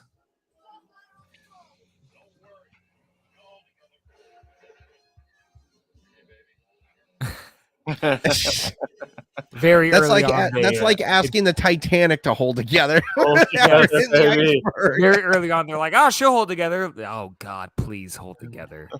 And that's the theme. Like in every, hold together. Even back into the first time we see it chronologically in Solo: A Star Wars Story, Lando is still like, she'll hold together. Like he's not even 100% sure.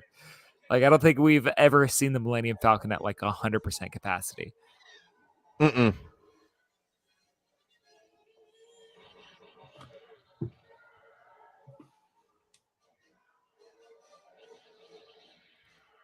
I seriously just cannot. I don't want there to be dead airspace, but I'm like, now I'm getting like wrapped into the movie because this is such a good scene. I mean, there's not a problem with dead airspace because we definitely need the sound effects of the movie, but I mean, it's just every time I watch this movie, I think I see like the pilot fly out of the exploding TIE fighter and him C-3PO just wallowing around in fucking wires. How did he get tangled up like that? I don't know how the hell he did that. He likes it. I think he's just a bumbling fool. He's just a drama queen. He just wants to be the center of attention. He is.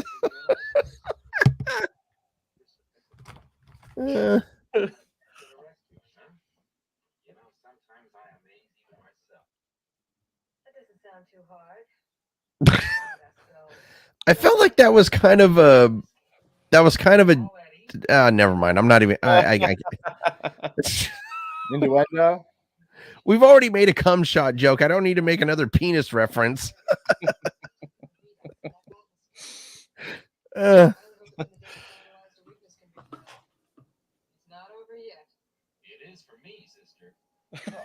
is for me, sister. Those chairs in the background, yeah, I thought so. Those chairs in the background look like they were digitized in there. Your friend is quite a mercenary. Wonder who really cares about anything or anybody. She doesn't care that you care. Yeah. I care. I don't know you're my sister yet. Oh God.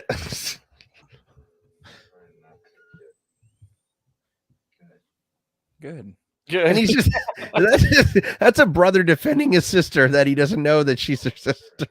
She's No, the that's a sister. guy interested in someone worried about a guy that has a better chance.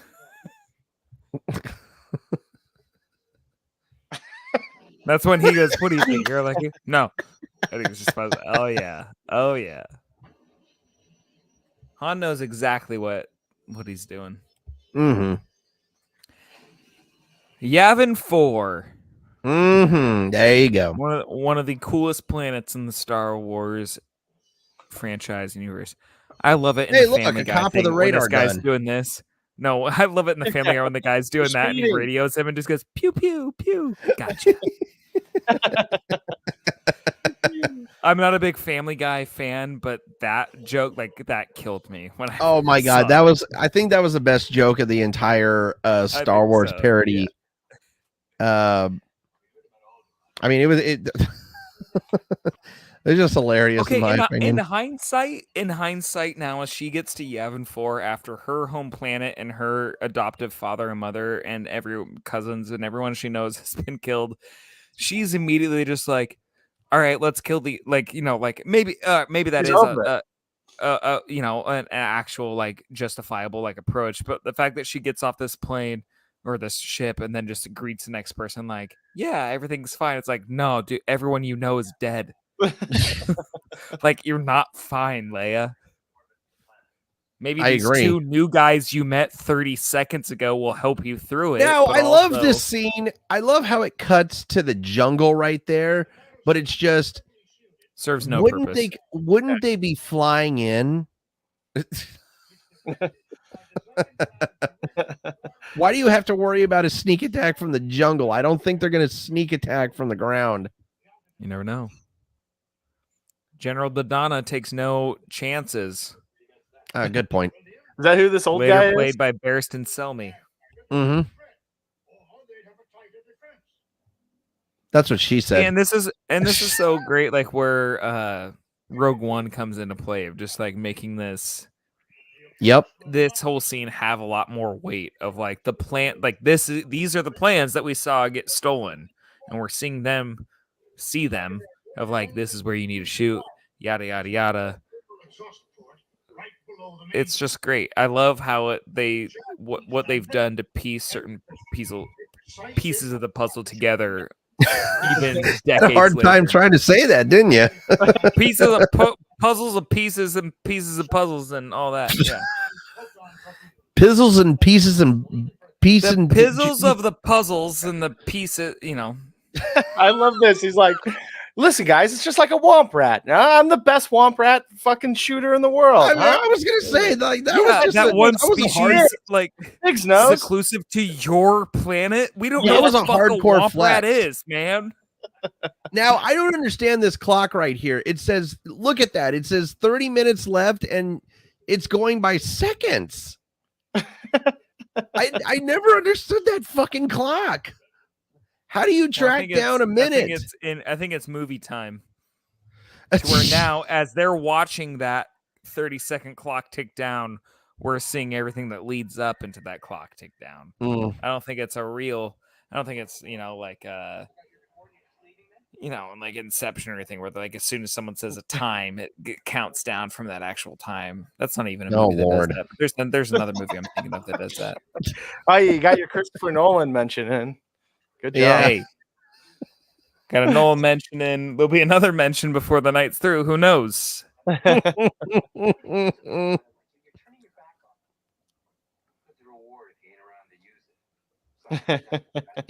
actually going to side with Han Solo on that. What good is a reward if you really aren't alive to use it? Yeah, I mean, I'm going to be honest. If I'm getting $100,000 reward, I'd rather be alive to use it, and I'm not gonna lie, $6,000 is going to a special gal of mine.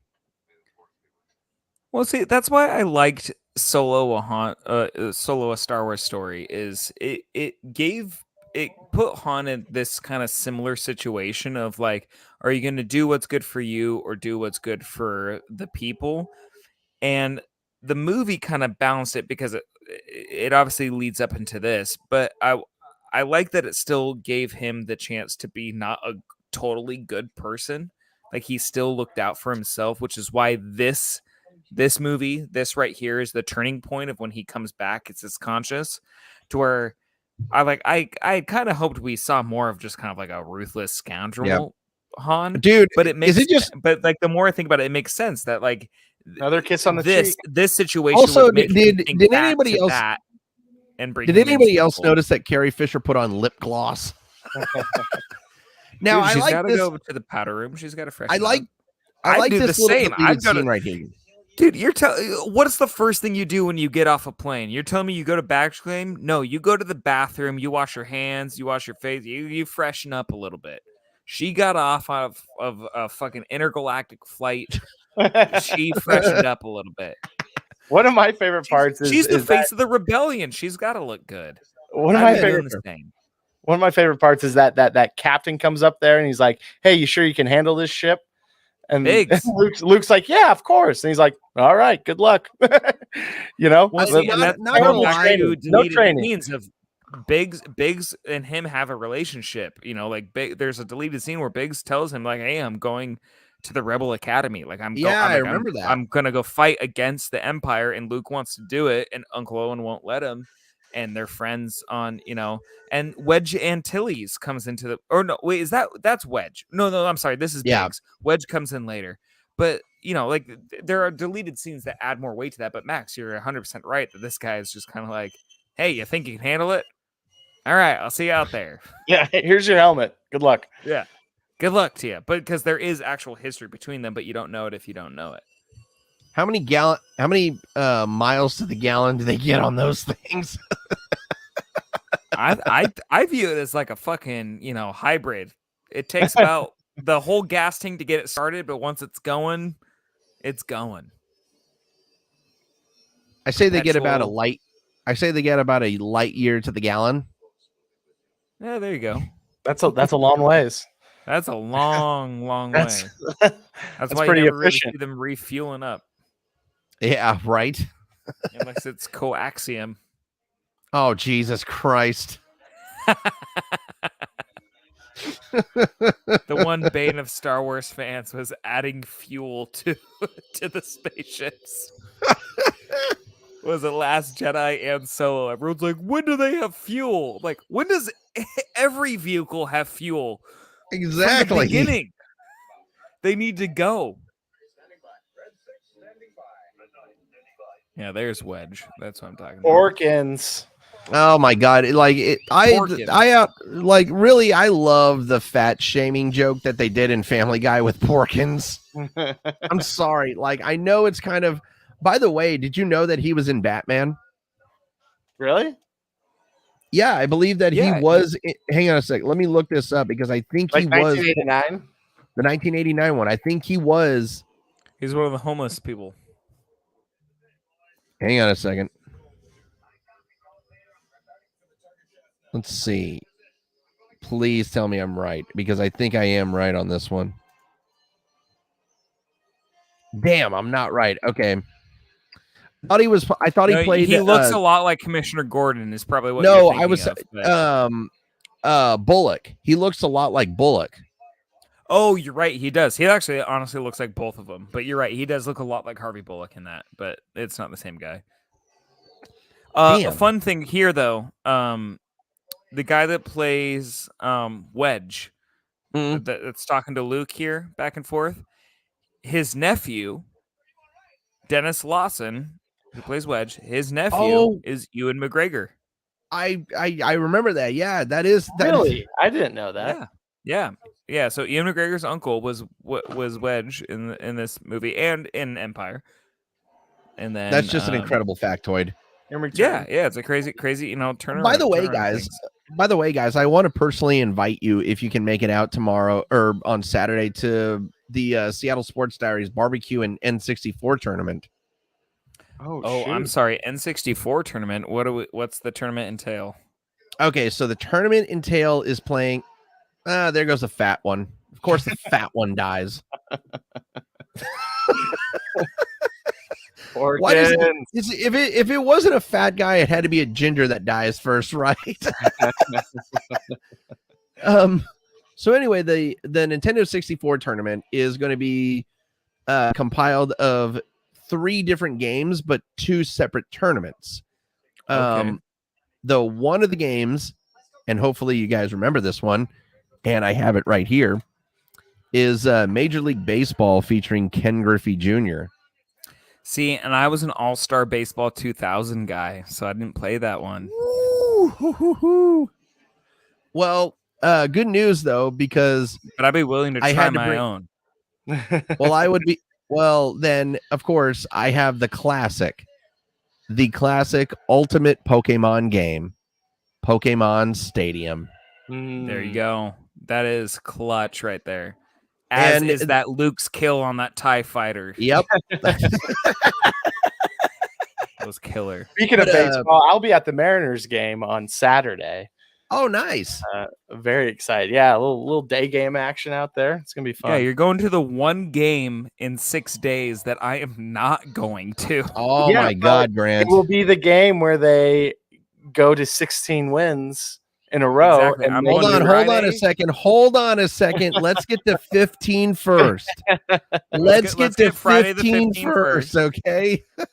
And then we'll get the 16, and then we'll jump to Sunday when I go see the 17, and then I'll see the Tuesday and Wednesday, the 19 and the 20. Jesus, Grant, man, you are riding high with the confidence. I love it. There are tickets I bought before, tickets I bought during, and then one ticket I bought in the midst of the hype. Like I'm going to 5 games in 7 days. I'm so excited. Like, Mike, I don't know if you know this. We don't need to talk about baseball. We're talking Star Wars, but like Grant is the Mariner Mando. I combined Star Wars and baseball together. I created a Mandalorian cosplay, but made it Mariner themed, where I have a baby moose rather than a baby Yoda. I love it. I have a buddy who has a 3D printer, so he helped me print the armor parts, but I made it Mariner colors. It's a really fun little fan gag I'm doing, because it's 2 of my favorite things in the fucking world: Seattle Mariners and Star Wars. I love it. A lot of fun. I love it. Is it just me, or those Y-wing cockpits really roomy? Oh, the Y-wings have a lot more space than the X's. That's for goddamn sure. Oh, no fucking shit. Yeah, they definitely had a lot more room. The Y-wings, I feel like, are Subarus, where you have peripherals, you can look behind you, and then the X-wings are like 2-door fucking, like sports Hondas, cars, like Hondas, where like Honda Civics, where it's like 2 doors, but like you can't look behind you at all. And then the A-wings, they have the domed where you got the 360. Man, Anakin just shooting down planes left and right. Well, he is the best star pilot in the galaxy. Also, remember? But like, it should have been like shooting fish in a barrel. Like, why is he waiting so long to shoot the other ones? Like, just keep killing them. Bang, bang, bang, bang. He likes to take his time. Yeah, that's true. He's toying with him. He's a fucking sadistic, tyrant. Yeah, I'm not gonna lie. I used to have like the little like mini, like not the mini ones, but the action figure X-wings, where like they were a good size. I want to say they were like a good foot of action figure vehicles, and I had the Y-wing and all that stuff. Yeah, me and my friends, we would always get together like during the 90s. We would always like just have like those little battles. And I remember this one time I was just like, I shot you, Mark, you're dead. And he's like, no, you didn't. I have special wizard armor. And I was just like, I'm just like, you jerk. There's no such thing as wizard armor in Star Wars. He's hoping Obi-Wan off to the side, be like, he's projecting it over here. Little bastard. Oh, no, let me rephrase that. Astro's cheating bastard. Star Wars version. There's always one of them in the group.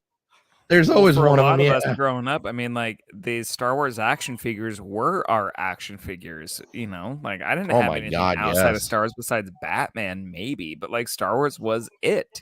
It was Yeah. the action figures I had. I'd be making up my own stories, having people help and fight against other people and whatnot. But I mean, there was something about this franchise that like the marketing and the figures that came out, it didn't matter who it was. Everyone was fighting Star Wars figures against each other. Yeah. I wonder what the metric version of, like, is that in feet or is that in meters that they're near?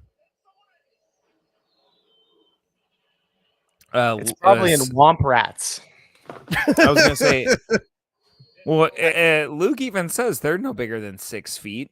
So like they go through feet. They go through. I mean, English terms, I should say. You know, there was a really Arabesh, good, as they would say, actually. just about a couple seconds ago, there was a great moment for "That's What She Said" joke, and I was just like, I missed my opportunity.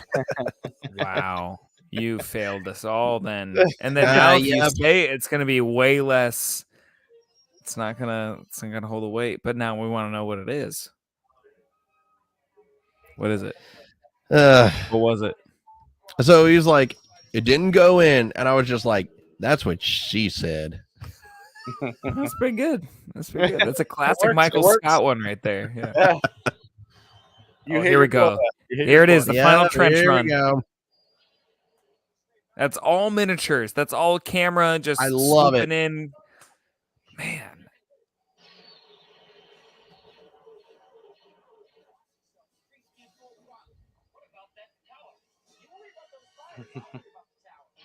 Yeah, bitch. Defend me.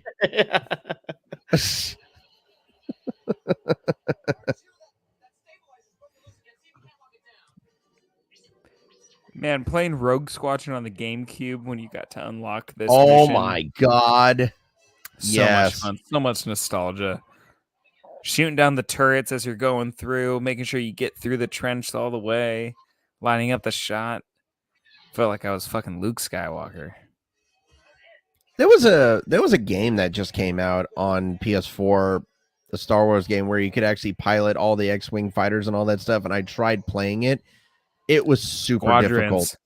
Yeah, it was the worst game I've ever played in my life. I'm not gonna lie. No, that was the worst fucking game I've ever played.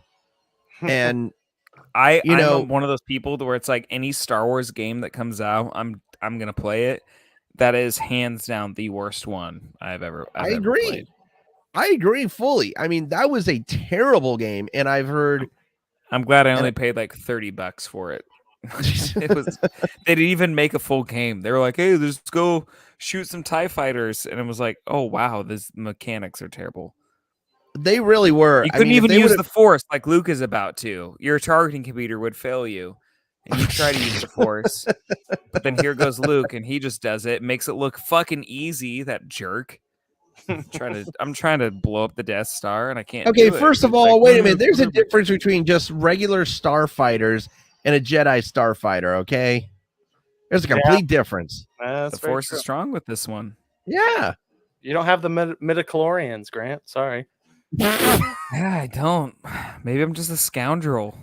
Maybe I'm just a scruffy looking nerf herder. Jesus Christ.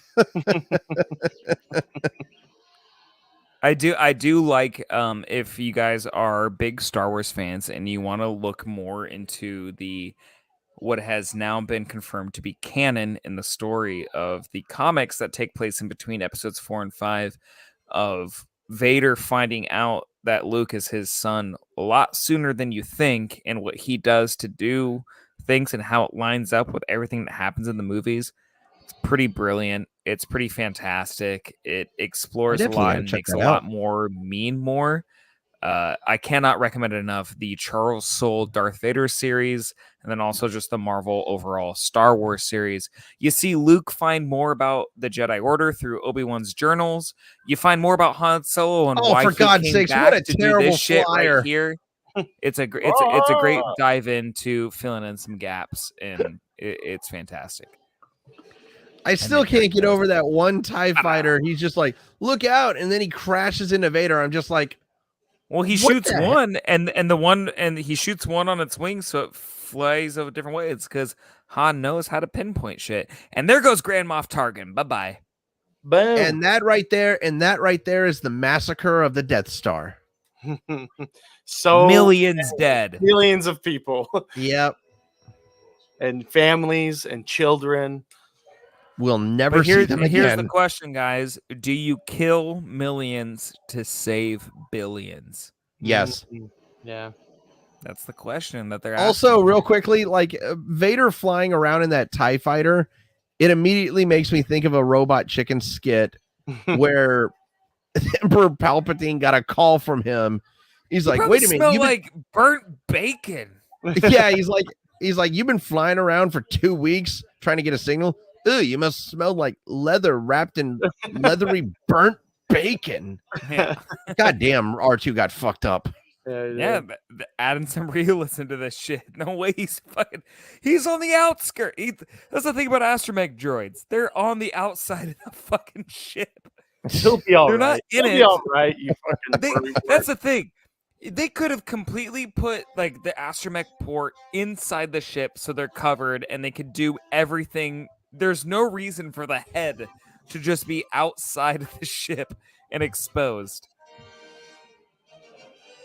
Now, a lot of these people were actually Luke in added his in. fancy little yellow jacket. We never see that yellow jacket again, do we? No, they we really showcase never it see it. all through the comics, though. Like it's what he's wearing through the entirety of the comics until you get to Empire Strikes Also, Back. I love how Chewbacca is the one that's giving the orders.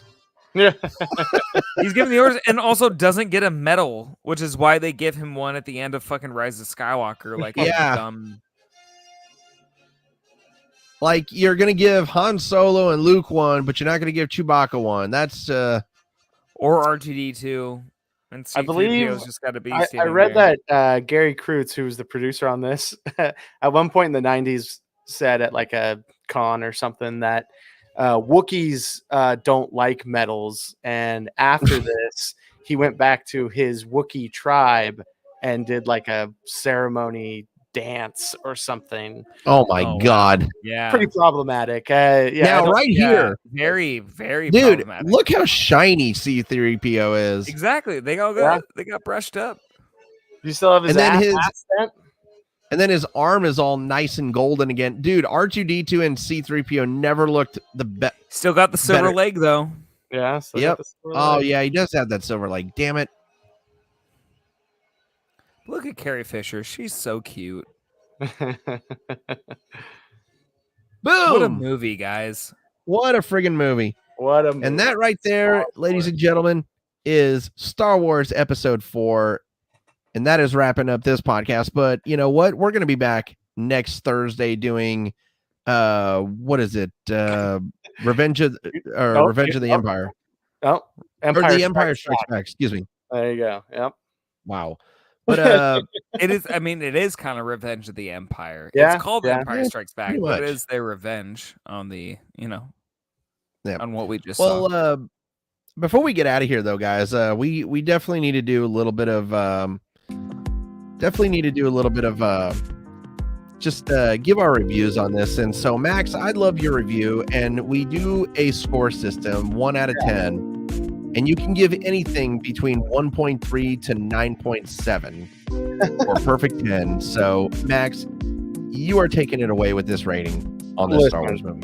I mean, this movie is, I think as Grant has said throughout the whole podcast, game changer. It's monumental. It's one that you can sit down and rewatch all the time, anytime.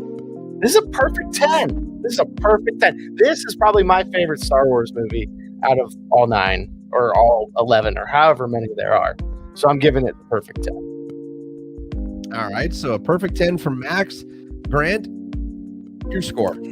It's hard not to give it a perfect 10 because of, like I said, it was a game changer. It set the precedence. If it wasn't for this movie, we wouldn't get all of our favorite sci-fi movies. Like, this is the one that really, like, like I said, it was a game changer. There were sci-fi movies before it that were in its own box. This one did its own thing and like opened the floodgates. So to me, it's a perfect 10. Not only because I love the franchise and I love this film, but also for what this film did for cinema in general. It's a perfect 10. You know what?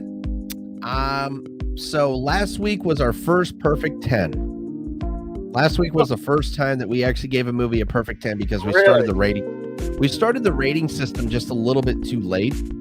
And the first movie that we actually commentated on this podcast would have gotten a perfect 10 from me. It would have been the first perfect 10, which was Titanic. Yeah. Don't judge me on that, by the way. But you know what? It's back-to-back weeks of perfect 10s. Hell yeah. Back-to-back weeks Hell of perfect yeah. 10. But the first perfect 10 that got on this podcast was Sonic the Hedgehog 2.